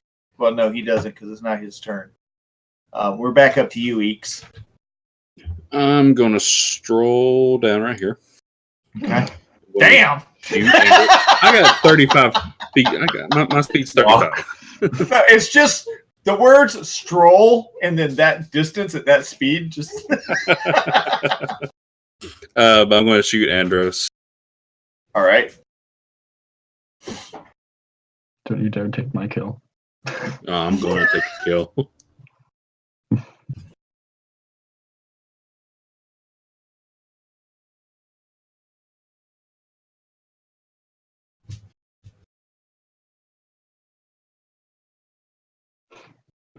Maybe not. I tip a hat to you, sir. Hold on, I got to catch up here. Boom, boom, boom. Sneak attack damage. Wow. Okay, so you kind of run up the rocks, and in midair, as you're coming across, you fire the crossbow and land. The bolt sticks deep, but Andros, he's hurting, he's bloody, but he's still on his feet. I'm going to look to Flo and Calisan, like, can you guys finish this? Yep. Okay. Listen, Then I'm going to use my bonus action to dash over here. I love how you use cover. You're so he's like- fast. So Like a stick and move, stick and move. Just picture Like a this, goblin guys. yo-yo. Picture this. You guys are standing there, and you see out of the corner of your eye this movement as this goblin comes running, jumping over the top of these rocks, fires, hits the ground, says, "Can you guys finish this?" and starts running toward the, jumps over this little stump or this tree that's laying on the ground and disappears into the brush on the far side. Lika's just watching after him like, what? And Callison, you turn back to Andros, he's looking very bloody now, but he's still got the swords in his hands, and he's looking back and forth between you and Flenardius, kind of leering, like, which one am I going to cut down? I'm gonna make an attack with my Shadow Blade, and wow. And he sees you. You kind of charge forward with it, and he moves out of the way real easily as you stumble past him, and he's like, pathetic. And you see him pull his arm back with the blade in hand. Liko, what do you? Or does that end your turn? Yeah. Lika. I'm going to cast Firebolt again at what's his face? At Valgo? Yes. Okay, now keep in mind there is a wall erected. Hold on. Let me point it. I should have put this up. Kind of along this area. Dadgummit, I can't grab it now. Right here. Just this translucent wall of energy. But So is it's he actually between you and him. covered? He is completely obscured on the other side. You can see him, but the wall goes up about 20 feet. Darn. Okay. Then in that case, I guess I will use Magic Missile at level 2. Okay.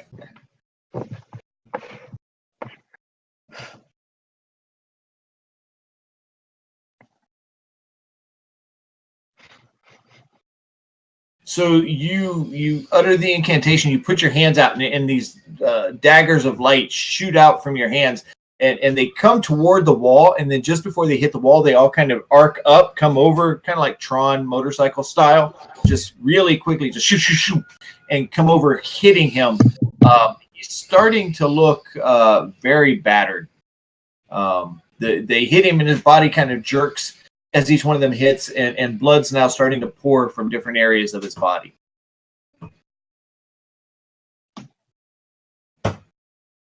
That ends my turn. I don't have anything else. You don't want to move or anything? You're going to stay right there? See right there sounds good. Okay. Ren, back around to you. All right, I'm going to move and I'm going to target Andros because I don't like how he's treating Calisan.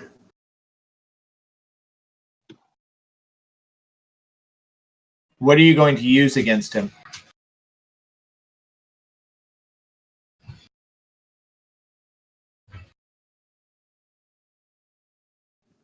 How close would you? How close would I He's be? adjacent to you, so you would if you use a bow, you'd have to go at disadvantage. Okay, so I'm gonna use my quarterstaff then. Okay.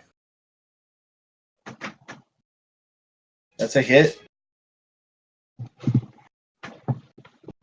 Yeah, so the two of you have been focused on Andros, and you don't even notice Rin kind of sneak between the two of you as she jumps in, slides, and hits him in the stomach with the end of her quarterstaff. He kind of falls forward a little bit. You hear the breath get knocked out of him, and he has the surprised look on his face.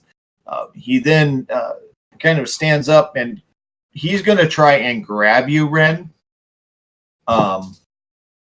So you're going to have to do a... Can I still do my second attack? Sure. I'm gonna hit him with my quarterstaff again. Damn, girl. Now, he sees it coming this time and pushes it, just kind of pushes it out of the way with his hand and charges forward, both hands out, dropping the swords to kind of grab you. Do a strength check.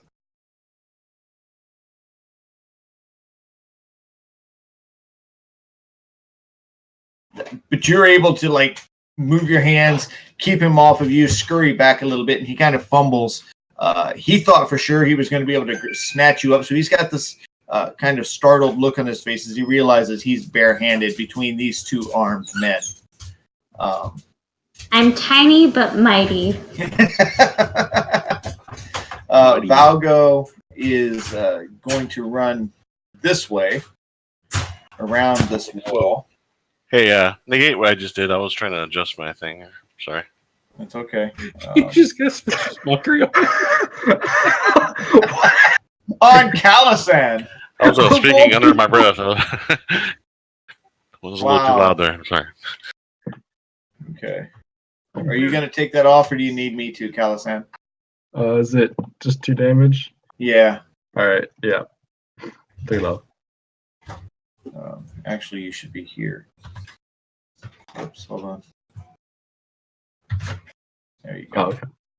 Yeah. And he's going to pull. Let's see. What is he going to do? Did he walk through that wall? No, he ran around. Okay. He ran down. He ran down this way and around over to here, and he's going to cast Entangle on him.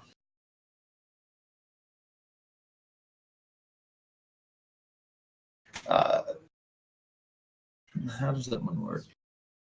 Yeah, so as he tries to cast Entangle, you see the magistrate kind of do this tuck and roll thing where he rolls backwards out of the way.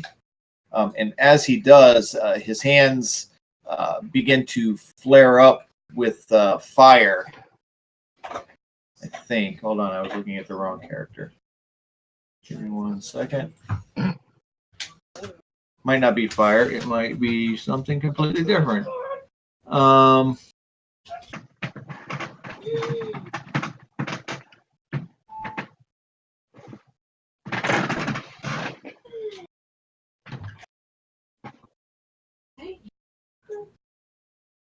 Ooh, hang on. I want to see this.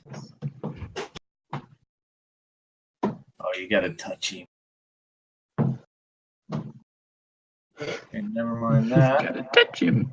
Yeah, that's not gonna work. There's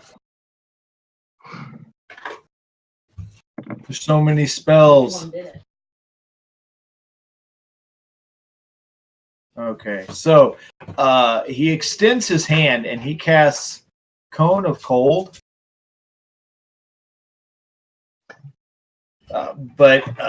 Okay, so it makes DC 17. The creature takes D8 cold damage and fail or half as much.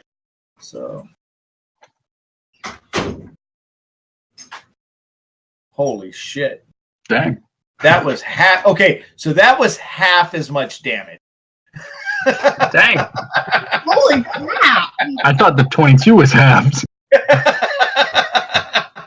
But this blast of cold air just kind of erupts from his hand, and it's almost hurricane force as it hits him. You see Volgo kind of try to dig his hands into the ground as the cold starts whipping past him, and he starts to slide backwards. He just digs his heels in, grabs onto the ground, and is trying to hold on as the wind starts pushing him backwards a little bit. As it dies down, you see he's breathing heavy, but he's able to get back up to his feet. But at this point, he's looking extremely bad. He's very haggard. The magistrate is going to use his movement then to kind of take to the air. He shoots up about 30 feet, and lightning begins to crackle around his hands as he jumps up into the air. So you see this tiny red-robed gnome fly up into the air with lightning crackling around him. What are you doing, Flenardius? Well, there's Andros here in front of us, and he's still causing problems, and he doesn't want to listen. So, gonna give him one more chance. Tell us what you know. We might let you live, Andros. And he's got Andros is looking at you. There's tears just streaming down his face, and he's just like, "Fuck you." Like in laughter or sadness? Sadness. Oh, okay. Clearly, I have the upper hand. All right. Surrounding him.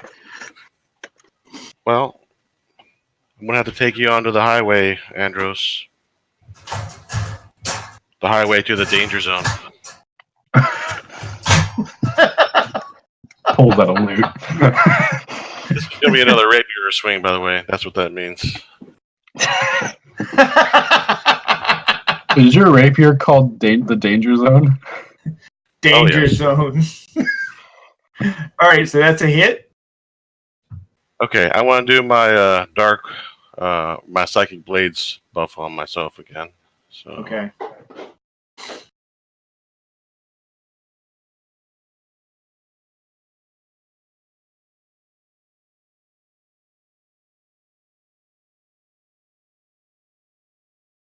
So you hack at him with the blade as it begins to glow again, and you see his eyes get this faraway look as his body gets hit. He doesn't seem to be in as much pain from that, but there's true anguish in his eye, and he falls to his knees, and he just kind of looks over to the dead body of the woman rogue that Eeks had killed, and he just says, "I love you." And falls to the ground dead. that's very touching. But that ends my turn. All right. Stoll, since the wall has dissipated, charges forward at Volgo as he sees him stand up. You just hear it. You hear this yell, this deep bass yell as he starts charging forward. He's going to make his attack as soon as I find his character sheet.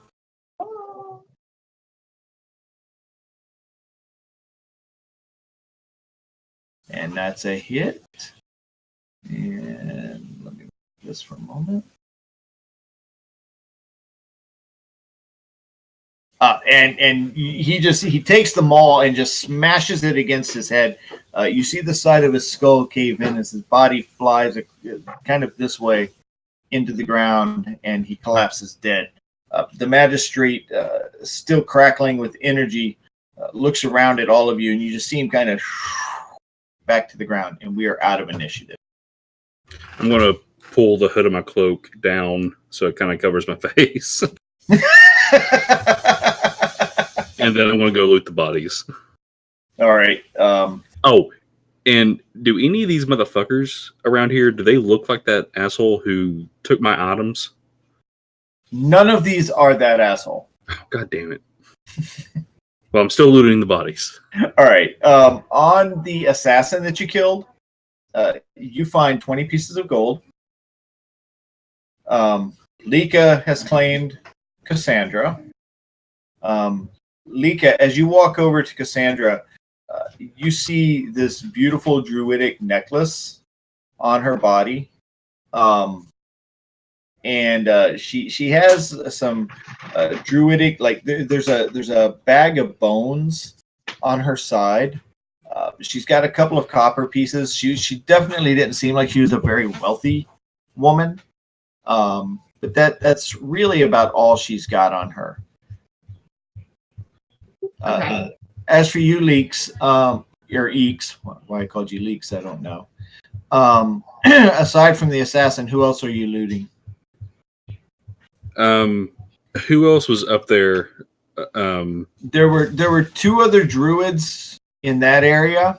Well, they weren't over that way. They were down in this area here, down where the group is. The druids really don't have much on them. They all carry about 4 copper each. And there were 1, 2, 3 druids. So that's 12 pieces of copper. And again, they have like druidic, the wooden bracelets, wooden necklaces, nothing of any real value. They seem like they've been living in the woods for quite some time. Who is looting Andros? Flavius, you got the kill. He's yours. I feel like sharing. Guys, go ahead. Andros. Let's do it together. Oh, you guys are so cute. It's a bonding moment for you two. So the two of you begin like moving Andros' body over, and you start searching his body. He's got on him. The woman Eeks. Hang on, let me pull up her character sheet real quick. Alyssa had on her as well. She had a short sword and a light crossbow, and there are like 10 crossbow bolts remaining if you want to take those. Okay. The gentleman, let me find his real quick. So you guys can pick from him. He's got a long sword, a short sword. He's got a heavy crossbow with he's got 20 large bolts that go with that, and he has 250 pieces of gold. Ooh. I don't need any weapons, but I'll gladly split the gold.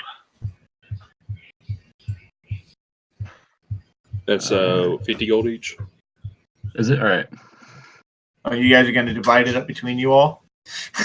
Yeah. I thought the two of them were going to keep it. No. Well, no, Nice. I meant split between us. You hear each of them going, that's 50 gold each. Flonardius just kind of looks at him. All right.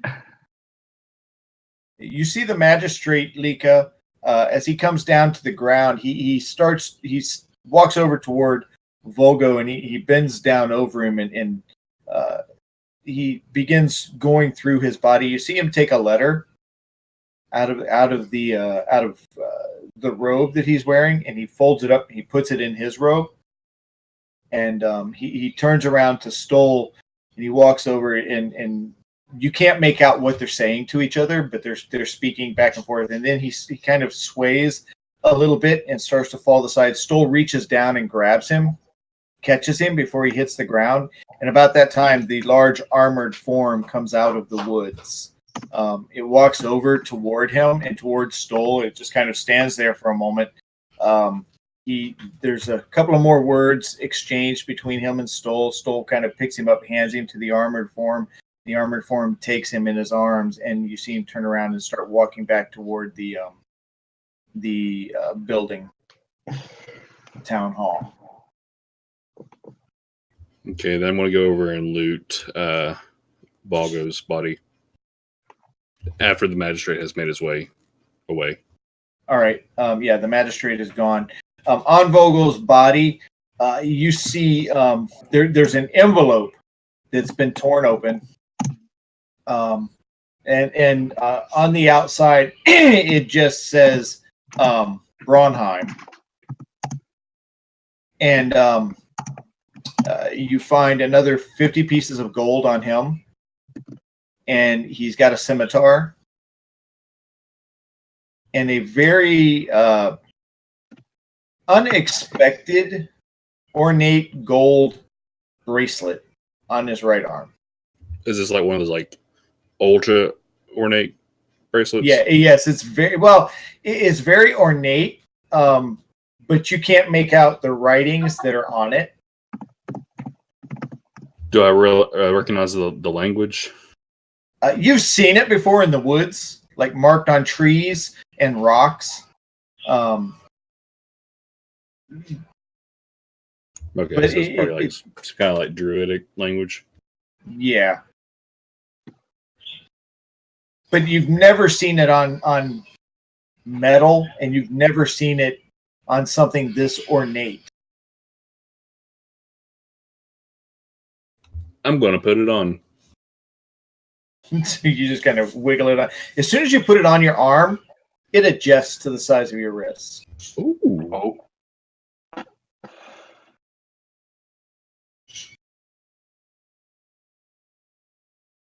But I have no idea what it does. You have no idea what it is. Not yet. I got to wait a little bit. You have to find somebody that can read it.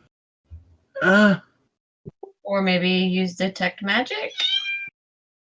Yeah, I'm going to walk up to Lika and say, hey, can you find out what this does, this bracelet? It shrunk to fit me. I'm just gonna look and be like, that's odd, and then I'm going to sit down and ritual cast. Oh, hold on. Where's that darn cat coming from? I didn't know you had a familiar. Yeah, I need to add one apparently. Yeah, I'm gonna cast detect magic on the bracelet. So this bracelet, when a certain incantation is muttered, will increase your AC 3 points. But you're not sure what the incantation is yet. All right, I'm gonna tell Eeks that and hand it back to him and say good luck. Okay. Now to find I'm a gonna- friendly druid. I'm gonna loot. Is it Michael? Has he been looted yet? I don't know. Leaks, did you get to him?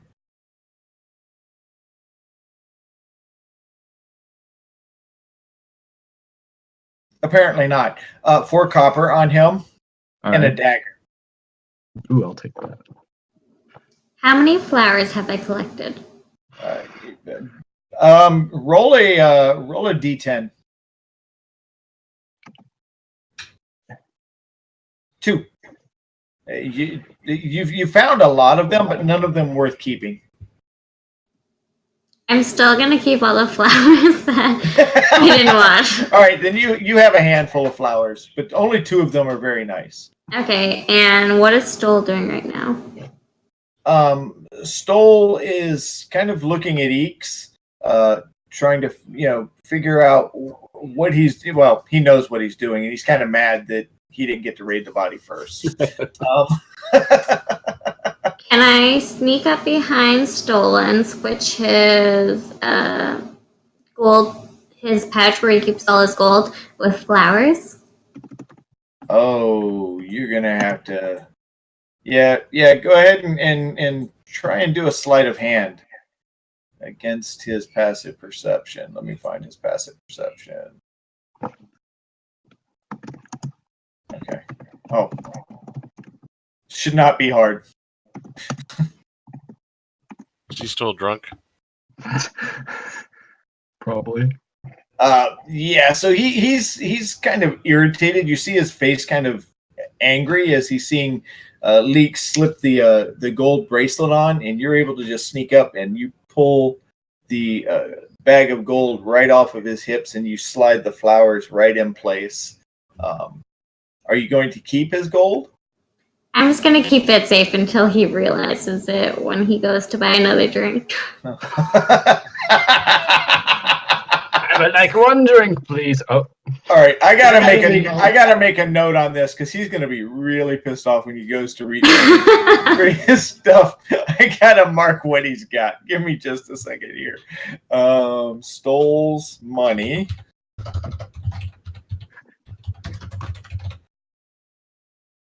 Oh wait, I can't use that one. That one's too freaking Flanardius. How do I make a new note here? There it is. Okay, Stole's money.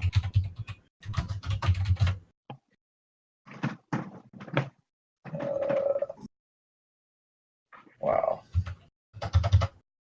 He's gonna be so mad. my money. Oh no, he thinks he has money, Yeah. right? Oh yeah. Well, he does have money. Well, he did have money. I'm gonna save that, and then I'm gonna delete these. Oh, you're so dead. You are so dead. You would never hurt me. All right. So what are the rest of you doing? And the storm now has just like completely died down. You see the guards around you have subdued the majority of the druids, the ones that didn't escape. A lot of them are dead on the ground. You see a couple of prisoners being led. Can I run up to one of the prisoners? Sure. Can I force him to read this incantation on this bracelet? Give me an intimidation roll. That is a very good roll, and I'm going to honor it depending on how you RP this.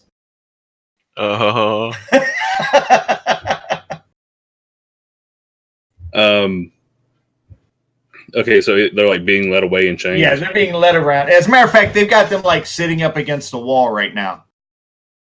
Okay. And as you're approaching, you see this one young one that looks very scared. He's just kind of sitting there, looking like he'll lean forward. He'll look at the rest of them. He'll sit back against the wall. He kind of pounds his head back on the thing, and he's like going, stupid. Okay, I'm going to pull out my dagger, press it up against his throat, not cutting him, Mm-hmm. pressing it deeply into his throat, and go, "Oi, what the fuck does this say?" And you kind of throw it in his face, and he kind of looks at it for a second, and he pulls his head back because he can't see. You've got it so close to him. And he's like, "Oh, move it back just a little bit, just a little bit." He looks I at you, move back just a little bit. It says, "For increased power, call upon mask." What does that mean to you? Wait a minute. I'm going You to hit him. stole that. That's not yours. Give it back. I'm going to hit him in the temple with the handle of the dagger and walk away. You see him kind of he slumps over to the side. Now do you know who that is? He says no idea who that is. Okay, I know all right. who that is, but Right. But he doesn't know. Malika? can you repeat that one more time for me so I can top it down? For increased strength, call upon mask.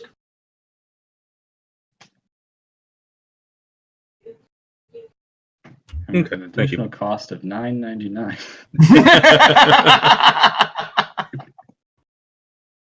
Free handling. All you pay is shipping.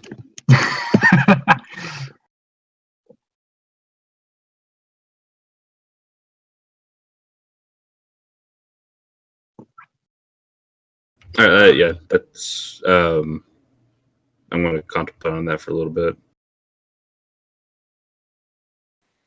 Okay, what are the What's the magistrate doing right now? You just see the magistrate being carried into the town hall.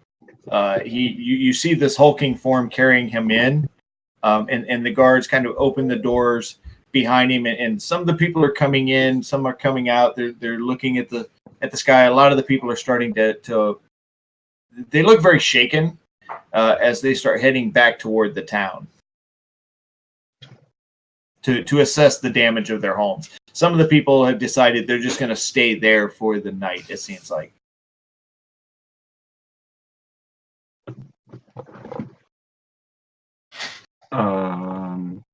Fuck, we forgot Coulson. That's like the third time we've done that. Oh, yeah. I guess we should go check on him. Yeah. He's still tied up at the end, right? Or the hog. Yeah. After that, I think we should take a long rest. Yeah, let's take a long rest in the tavern. Yeah, hold on. Can I see if I can try to find Bella? Yeah, sure. You walk into the town hall, and you see a group of young women off to the corner, and in that group you see Bella.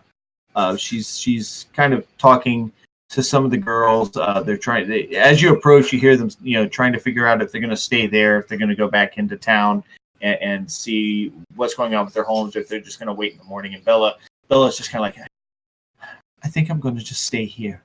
It seems like the safest place to be for the night. The guards are here. This is where I want to be. And she turns and sees you approaching. She's like, "Oh, Kala-san, how are you? Kala-san. Oh my God, you're bleeding!" And she walks over to you and she starts looking at the wound. She goes, "Here, sit down here." She leads you over to a chair and has you sit down. Oh my God. She casts Cure Wounds at 5th level. No, but she does go over to get some water in a rag, and she starts cleaning your face up a little bit. And she goes, "What happened out there?" There was an attack on the town hall, and my friends and I, we put a stop to it. You put a stop to it? Yeah, I actually think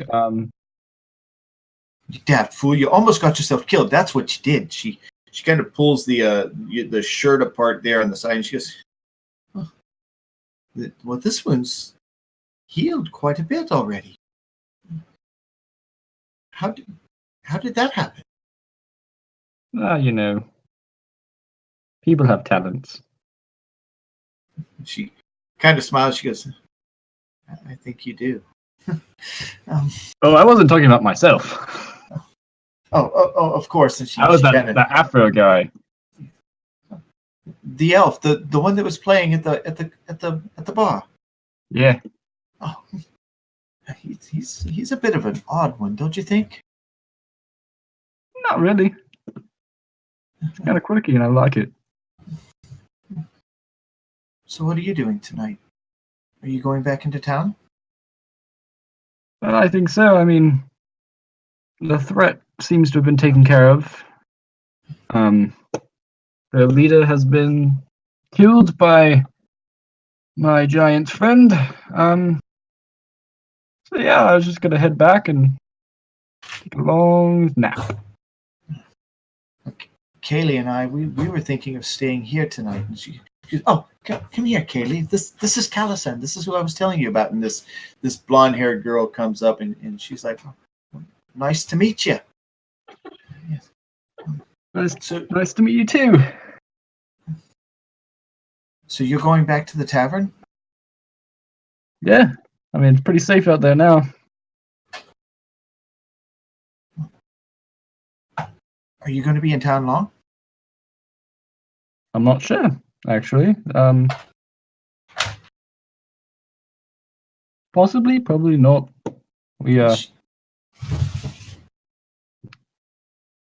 got some work to do. Important work, I bet. Well, Yeah, kind of. well, if you see anyone from the bar, if you see shit, what was her name? The barmaid. That was Bella. You're talking to Tessa. Oh, Bella was Tessa, the right. barmaid. Yes. Right. If you see Bella, tell her that I'll be there in the morning to help get things cleaned up. You have my word. And she says, well, we're going to see if there's anyone here that we can help. But I hope to see you tomorrow. I'll see you then. She kind of smiles and she starts to walk away, and she comes back and she leans in and she gives you a little kiss on the cheek. She goes, damn fool, you almost got yourself killed. She What I turns do around. best. I hope not. And she turns around with that and she walks away with her friend Callie. You see them giggle as they walk off, and they begin starting to help some of the people that are in the village. You hear from upstairs. You just hear this. Just get off me! I'm gonna be all right. Just bring the kids. Bring the kids. We've got to get home. We've got to find out what's going on there. I got to make sure everything's all right. And you hear the clunking of large, heavy steps coming down the steps as the armored figure is still carrying the magistrate, who looks very weak and drained. Behind him is an older gnome woman and a group of younger gnomes ranging in age from like 21 down to about 5. There are 15 of them just kind of following down the steps and heading out the door, starting to head into town with a lot of the other people. A couple of guards do walk along with him, and as you see them walk out the door. What are the rest, or what are you guys doing? Do we want to go back to that tavern and take a long rest? I feel like we kind of need it. Yeah. Yeah. Very good Yeah. idea. So But first, let's free Coulson, because I'm sure he's still there. No, remember we freed him, and we left Oh, him. that's right, we like, did no free room. him, okay. Yeah. Well, let's go check on him, see if he's still there. yeah, and you then freed we'll him, take but the you rest. left him asleep, leaning up against the wall. You guys kind of covered him up and made sure that the rain wasn't going to drown him out. So you start walking back into town, and you see these people look like most survivors do after a disaster like this. They come into the town. You see a lot of them are crying as they're looking at their homes. Most of the homes have been just devastated by the storm. A lot of them have big holes in the roofs. Even some of them have just been knocked to the ground. As you approach the tavern, and you're still wading through a little bit of water as the swamp has risen up from the storm, and none of it has gotten to recede yet. You see animals moving and scurrying around. You see a crocodile or an alligator off to the side, kind of swimming between some of the buildings. And you approach the tavern, and the tavern is just wrecked. It wasn't a good building to begin with. The Gilded Pony survived much better than the what is it, the Slaughtered Hog. But the building's kind of leaning a little bit now. The roof has been almost completely torn off. As you walk inside, you see Bella just kind of sitting at the bar, kind of just looking back and forth at the place, and she's got tears in her eyes. And she's just like, I'll never be able to start over. I've lost everything. That stupid little cunt. I should never have taken her in. And she sees you walk in and she goes, suppose you're here to take what's left, huh? My gold's gone. My roof's gone. I've got no way to rebuild. Fuck. Well, help yourselves.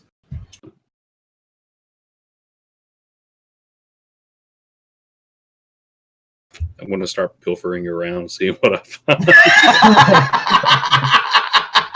And she turns around and you see her throw a cup and she goes, I didn't mean it, you fucking little goblin. Well, why'd you say it? And you hear a moan over in the corner where you had left Coulson.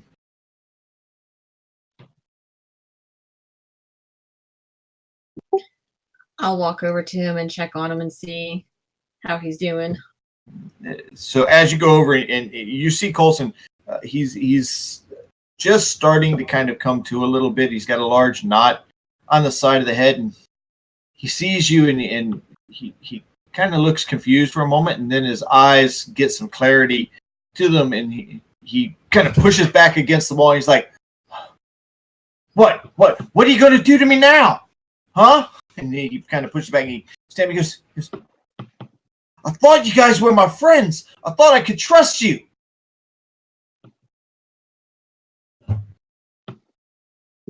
I'm just going to look at him and be like, didn't know they were going to knock you out. They have a fear, and rightly so. The town has a lot of shady stuff going on, and it's kind of hard to know who to trust and who not to trust. Oh, so being with me out in the woods for the whole fucking day as we fought against goblins, against the cultists, and you turn on me, the one person in town that stood up for you guys. We didn't technically turn on you. Oh no, you handed me off to these bastards and they whooped me upside my head. I don't understand it. I really don't. And he looks at you, Weeks, and he kind of points his finger. He goes, you know what? Everything they say about your people is right.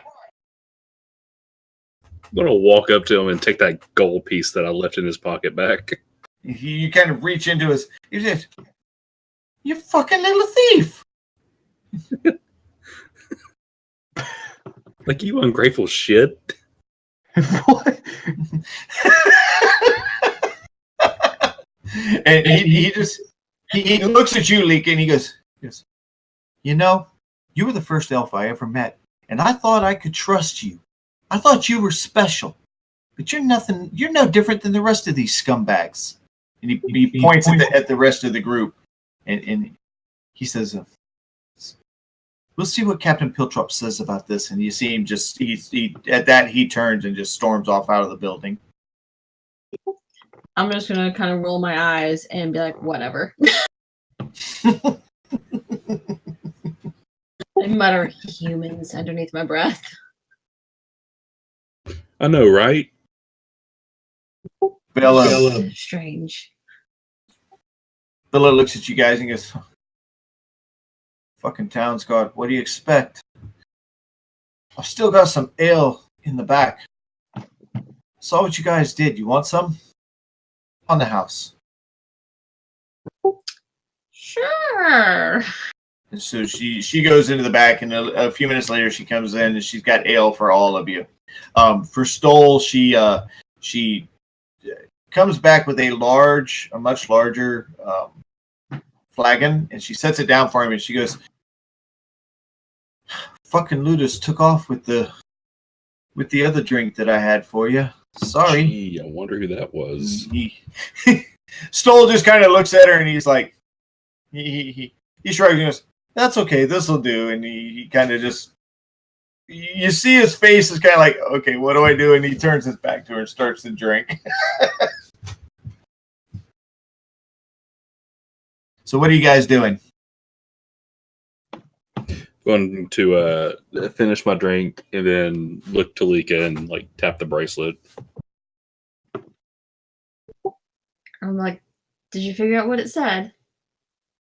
Yeah, I'm going to need to talk to you first. But we can after you drink. Okay.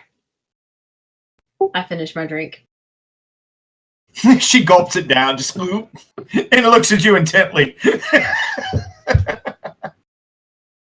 All right, I'm going to pull her off to the side and just kind of reiterate what that prisoner told me about Mask. I'm going to ask her who Mask is or what Mask is. Have I heard of Mask? Do a religion check. Don't fuck me, Lika. I sent a message in Discord also. I don't know if you saw it yet. I did not, but go ahead and do a go ahead and give me a religion check. Yeah, I totally know him. Yeah, you know everything about Mask. You have studied about Mask for years. Okay, I'm gonna be like, what is it that you want to know about him? Oh, so it's a guy. Yeah. Like, what does he do? Remember how we started talking about deities and different ones that are good and bad and whatnot? Uh-huh. He's one of those deities. Is he good or bad? He's more of one of the good ones most of the time. What's he a deity of? I'm going to make this really hard on you. I'm gonna make it hard on both of you. How would Eeks ask that? What's his accent like? What's his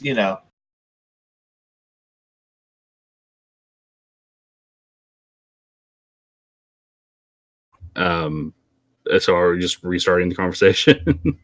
No, just ask that question. So is he good or bad? He leans more to the side of good. And what's he a deity of? Seems like to be right up your alley with thieves. Hmm.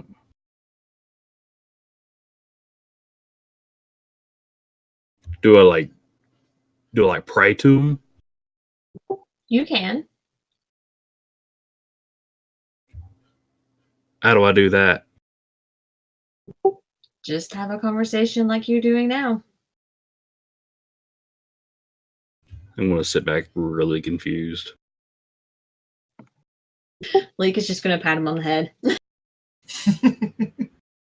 Flonardius, Ren, and Calisan, what are you guys doing while this conversation is taking place? Do we hear any of it? Yeah, I mean they're not hiding the discussion.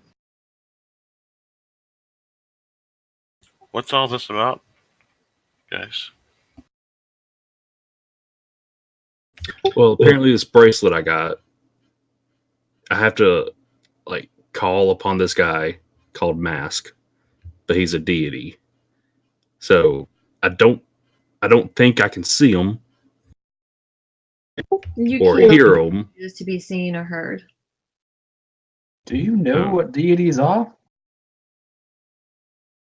I'm just gonna look really flustered and go, "Fuck, no, I don't." Well, Eeks, I think you've got to pray just to make it today. You've got to pray.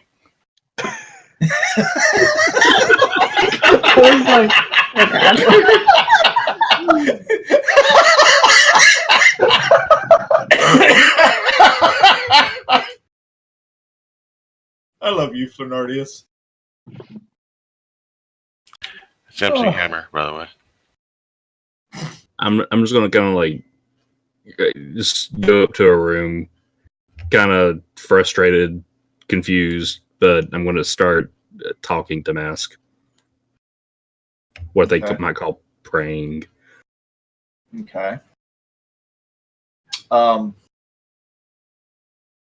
As you enter into one of the rooms and you kind of look around, you look back out the door and make sure the rest of them have stayed downstairs, and you walk over to one of the windows and you look out into the sky, into the darkness, and all I can think about is the fucking Pinocchio scene from the cartoon.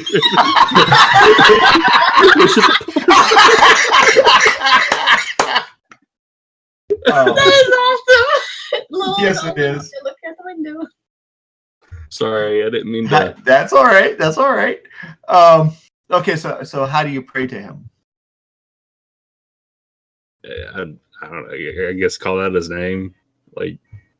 Eeks has never done this. He has never heard of praying or knows how to pray. And so you just begin. You kind of you look at the bracelet a little bit for a moment, and you look out the window and you're like, I've never been one to ask for for anything in life. But if you're real, I want to know. I want to know if there's something more out there, more than what I am. And nothing happens for a few moments. And then you feel this presence kind of as if something's approaching behind you. And it kind of gives you a little bit of a chill down your neck. It's kind of like instinctively I pull out a dagger. Yeah, you kind of pull out and you look around, startle for a moment. As you spin around, the presence moves with you so that it's always behind you. And you feel this the presence kind of wrap around your shoulders. And just faintly in your ear, it says, I am with you, Goblin. And then it's gone. Could you say that one more time louder? It says, I am with you, Goblin. And then it's gone. I'm gonna look around and see if like it's like Flo fucking with me or something like that. The bracelet feels warm.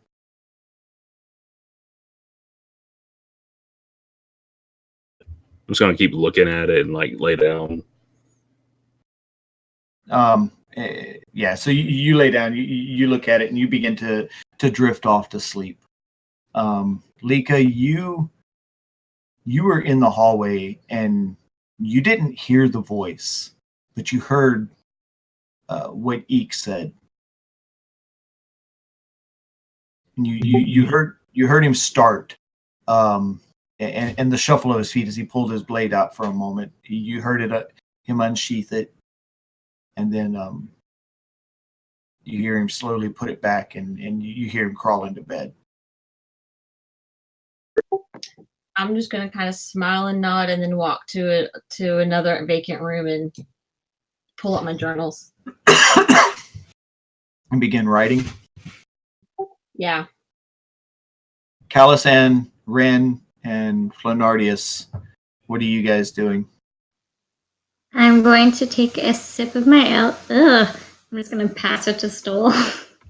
And Stoll takes it and he just guzzles it down, but he's drinking with his left hand. His right arm is still hurting a little bit, and he puts it down and he kind of looks at you guys and goes, I've got to get some sleep. You see him stand up and he kind of wobbles a little bit, but it's not from drinking. He's just exhausted. He rubs his shoulder a little bit as he starts walking toward the steps and works his way up, and you see him disappear into the darkness upstairs. What is the bartender's name again? Bella. Excuse me, Bella, can I have a word with you?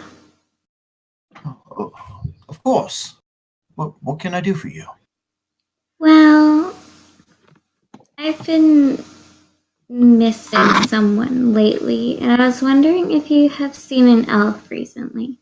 A male elf who sorta might have looked like me.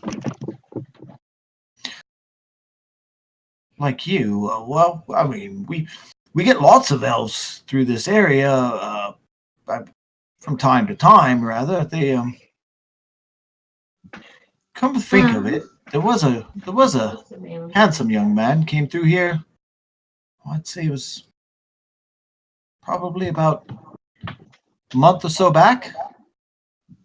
Did you ever happen to catch his name? No, he didn't stay long. He only stayed overnight. Paid well, though. Oh. But come to think of it, he did look a lot like you. He headed out west. Yeah, he headed out to the east, toward the other coast. Said something about going to what was the name of that town? Borg. He was going to Borg. Thank you so much. You've actually helped me a lot. Why? I'm glad I was able to do something right tonight. You see her looking around the bar, and she's just like, I don't know what we're going to do. I'm just gonna follow Stoll up the stairs. Calisan, Flanardius. Bella, would you come over here for a second?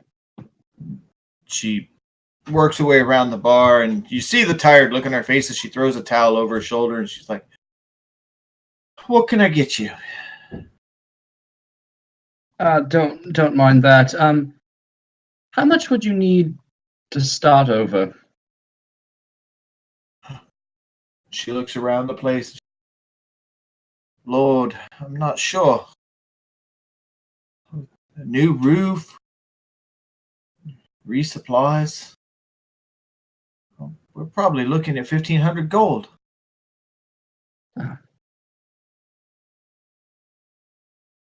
Tell you what. I'll pay you 100 gold now. And if I collect more, I'll make sure it gets to you. And you see her little dwarven face kind of. At first, she's in shock, and she looks down, and you actually are producing the bag of gold, and she reaches out, and she's like, "What do you want for this?" To be entirely honest with you, I don't want anything. I don't necessarily believe you, but well, beggars can't be choosers. She bows, and I'm in your debt, sir. And you see her turn around, and she walks back to the bar, and she starts like fishing through the bag as she goes, and she seems a little more energized as she heads back. Well, with that out of the way, you gonna head out? You gonna sleep, Fernalius? I would like that very much. I am exhausted. Well, I assume with that 100 gold, I sort of paid for a room, so I guess I'll cover. Wait, did you say you just paid for the room? I mean, technically, I just gave her 100 gold. Ah, okay. Well, I haven't gotten a room yet. Mind sharing? Yeah, no problem. So you guys head upstairs, and as you come up, you see in the first room, Eeks is occupying that one. The second room, Lika has then Stoll collapsed on the floor in the third room. Ren is in the next room, and there are 3 more rooms at the end of the hall, but 2 of them, the roof has been completely obliterated on. Like, it's just open sky, and there's 1 room left with a large full-size bed in it. Which rooms Just do you one? take? Just 1. And there's a heart over the door. Oh, that's great. Well, it looks like this is the only room available. Unless you want to sleep in the rain, if it happens. No, I think we're good together. Just know that you're not my type. Yeah, you're not my type either. Good. Let's keep it at that. Okay. So the 2 of you crawl into bed, and Lika, everyone else is fast asleep. What are you done writing in your book? Yeah, I'll finish up my spells and stuff, and then I'm taking a long rest. I only need Right. 4 hours of sleep a night, so. So you start to lay back on the bed, and you kind of look out the window at the stars as sleep quickly takes you. And can I get everyone else to leave the chat, and I'll tell you when to come back in? Yeah. Yeah. I'm scared. Yeah, we'll just go to Yeah, just cancel out of the general chat. Okay, Stephanie. Okay, Lika. You drift to sleep and you begin to dream of your family and happier times and glorious times. And then a shadow begins to overtake the sky. Suddenly, you're whipped from the past into the town that you are in.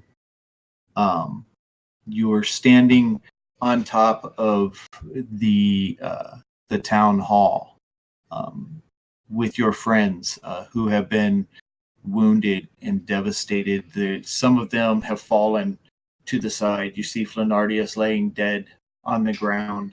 You see Stoll hacked and cut and bitten, desperately fighting something coming over the wall. You see Eeks laying dead on a pike in the center of the room, or in the center of the roof. Ren is desperately shooting arrows off to the side, and Calisan is trying to tend to his own wounds. As you stand in the center of the roof and you walk over to the side, you see droves and droves of dead just running toward the town hall, scurrying, using each other's bodies as stepping stones to get up, kind of World War Z-esque as they're attacking, and you are desperately trying to fight for your life. As you look up in the sky, you see this large skeletal hand kind of reaching down through the clouds towards you, and as it gets closer and closer and closer, you have this yearning, you have this familiar yearning as you look toward this hand, as something dear is breaking your heart, and then suddenly you shoot awake. Am I going to put this together with everything that I was journaling about before I fell asleep? Probably.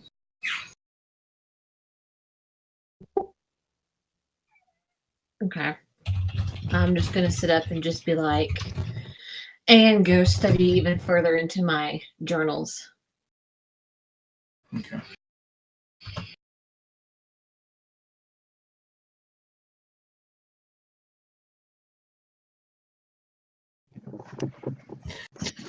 The rest of you have wonderful, peaceful nights of sleep.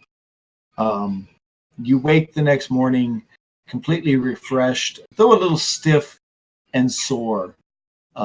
You smell cooking coming from downstairs. It smells like bacon and eggs. You hear people moving in the streets outside of your homes. You hear hammering going on, people sawing, and you realize that each of you has overslept, where usually you get up at the crack of dawn for most of you. It seems like the sun has been up for a little while.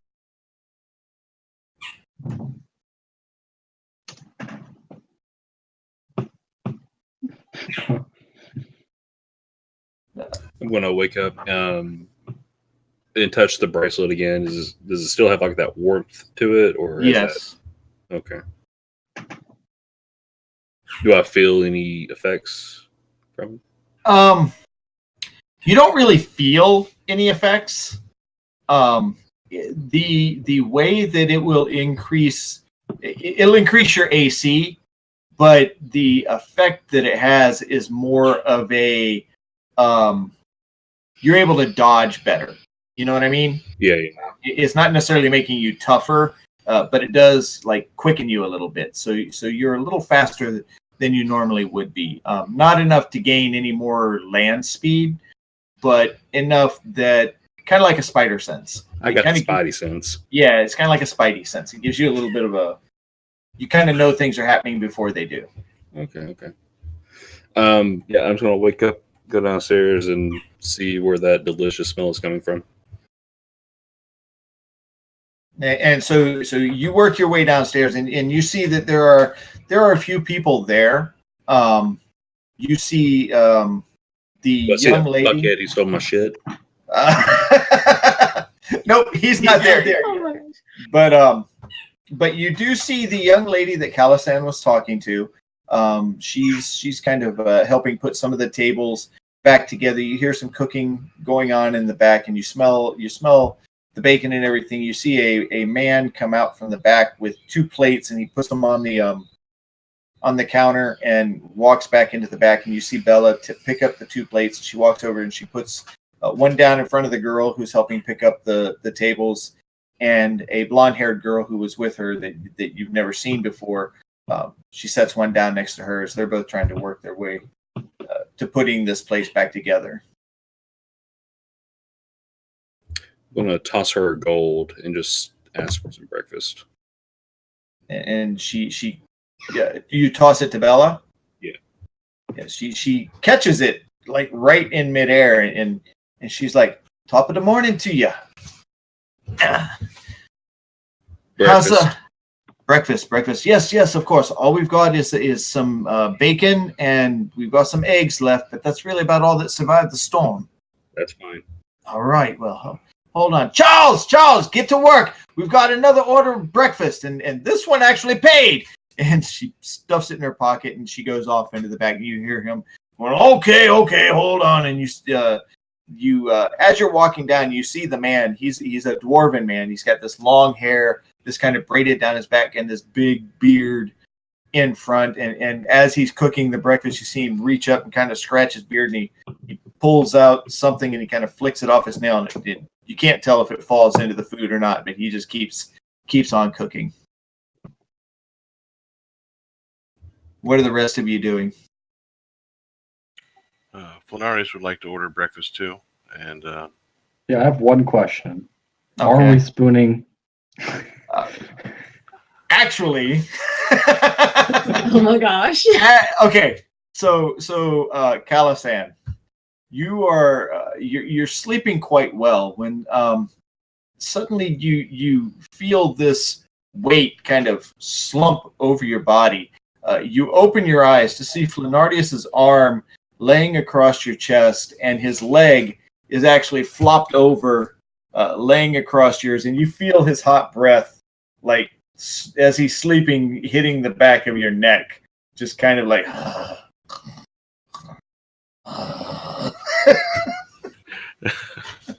Do this again.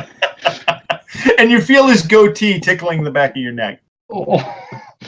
it's more of a soul patch, but it's like it's like down to my It's a long clavicles. And it's bristly. Oh. Yeah, I'm not in the mood for this. So he kind of like rolls his way out of the bed without disturbing you, and you just kind of flop down into the mattress a little bit, and you open your eyes, and you kind of see him as he's trying to like sneak out of the room. Is that was that too much? I shaved my legs this morning. Well,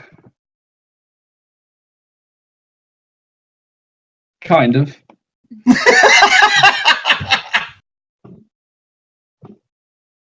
I mean, Okay. I thought we had an agreement.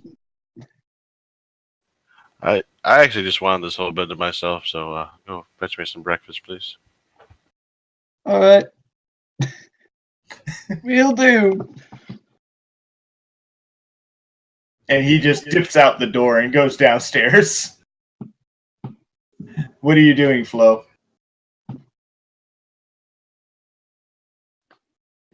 Feeling a little hurt. I'm gonna get up and get dressed and do some emotional eating with some this delicious food I smell. All right. Ren, Is Stoll still asleep? Can I go check on him? Dole is still sleeping. Okay, You kind I'm of gonna, peek in. You peek in and see him just. okay, I'm gonna go up to him and quickly grab the pillow underneath his head and start hitting him with it. And he's like, "Oh no! What are you doing? What are you doing? And he kind of pushes it away for a moment. And he sits up and he goes, oh, shit, it's you. Well, that's no way to talk to me. Everyone said, let's go. He looks out the door. He looks out the windows. What time is it? Early? You see him rub his shoulder a little bit. Tries to move his arm. Ale. Stoll needs ale. And he gets up and starts walking toward the door. Just kind of shuffling his feet along. I'm just gonna follow him out happily. He hefts up the maul over his shoulder and starts walking downstairs. What are you doing, Lika? Do I hear them all going downstairs? Yes. Yeah, they're not quiet. True. Yeah, I'm just going to absently kind of go downstairs, just kind of like scribbling in one of my notebooks as I go downstairs. I'm just going to find a little table and sit off to the side and keep just making notes. Kind of keep to yourself. Yeah. And so as you come downstairs, Tessa finishes up what's on her plate, and she comes over and she's like, "Can I get you anything?" Do you have any cantaloupe? I can check. There wasn't much that survived the storm. All right, thank you. Oh, of course. And she goes to the spear, and as she's walking back toward the thing, Calisan, you come down the stairs, and she kind of looks at you and gives you a smile as she walks by and goes into the back.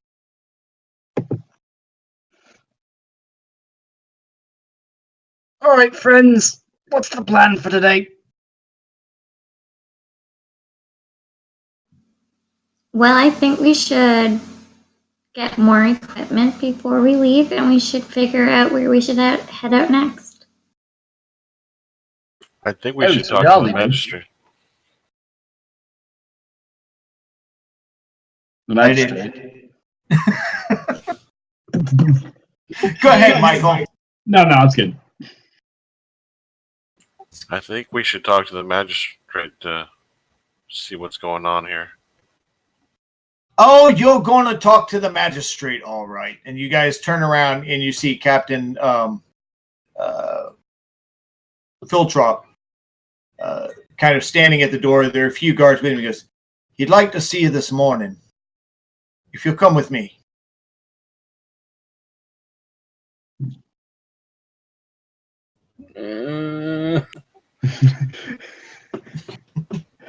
I'm going to put my journal up and just like, and follow.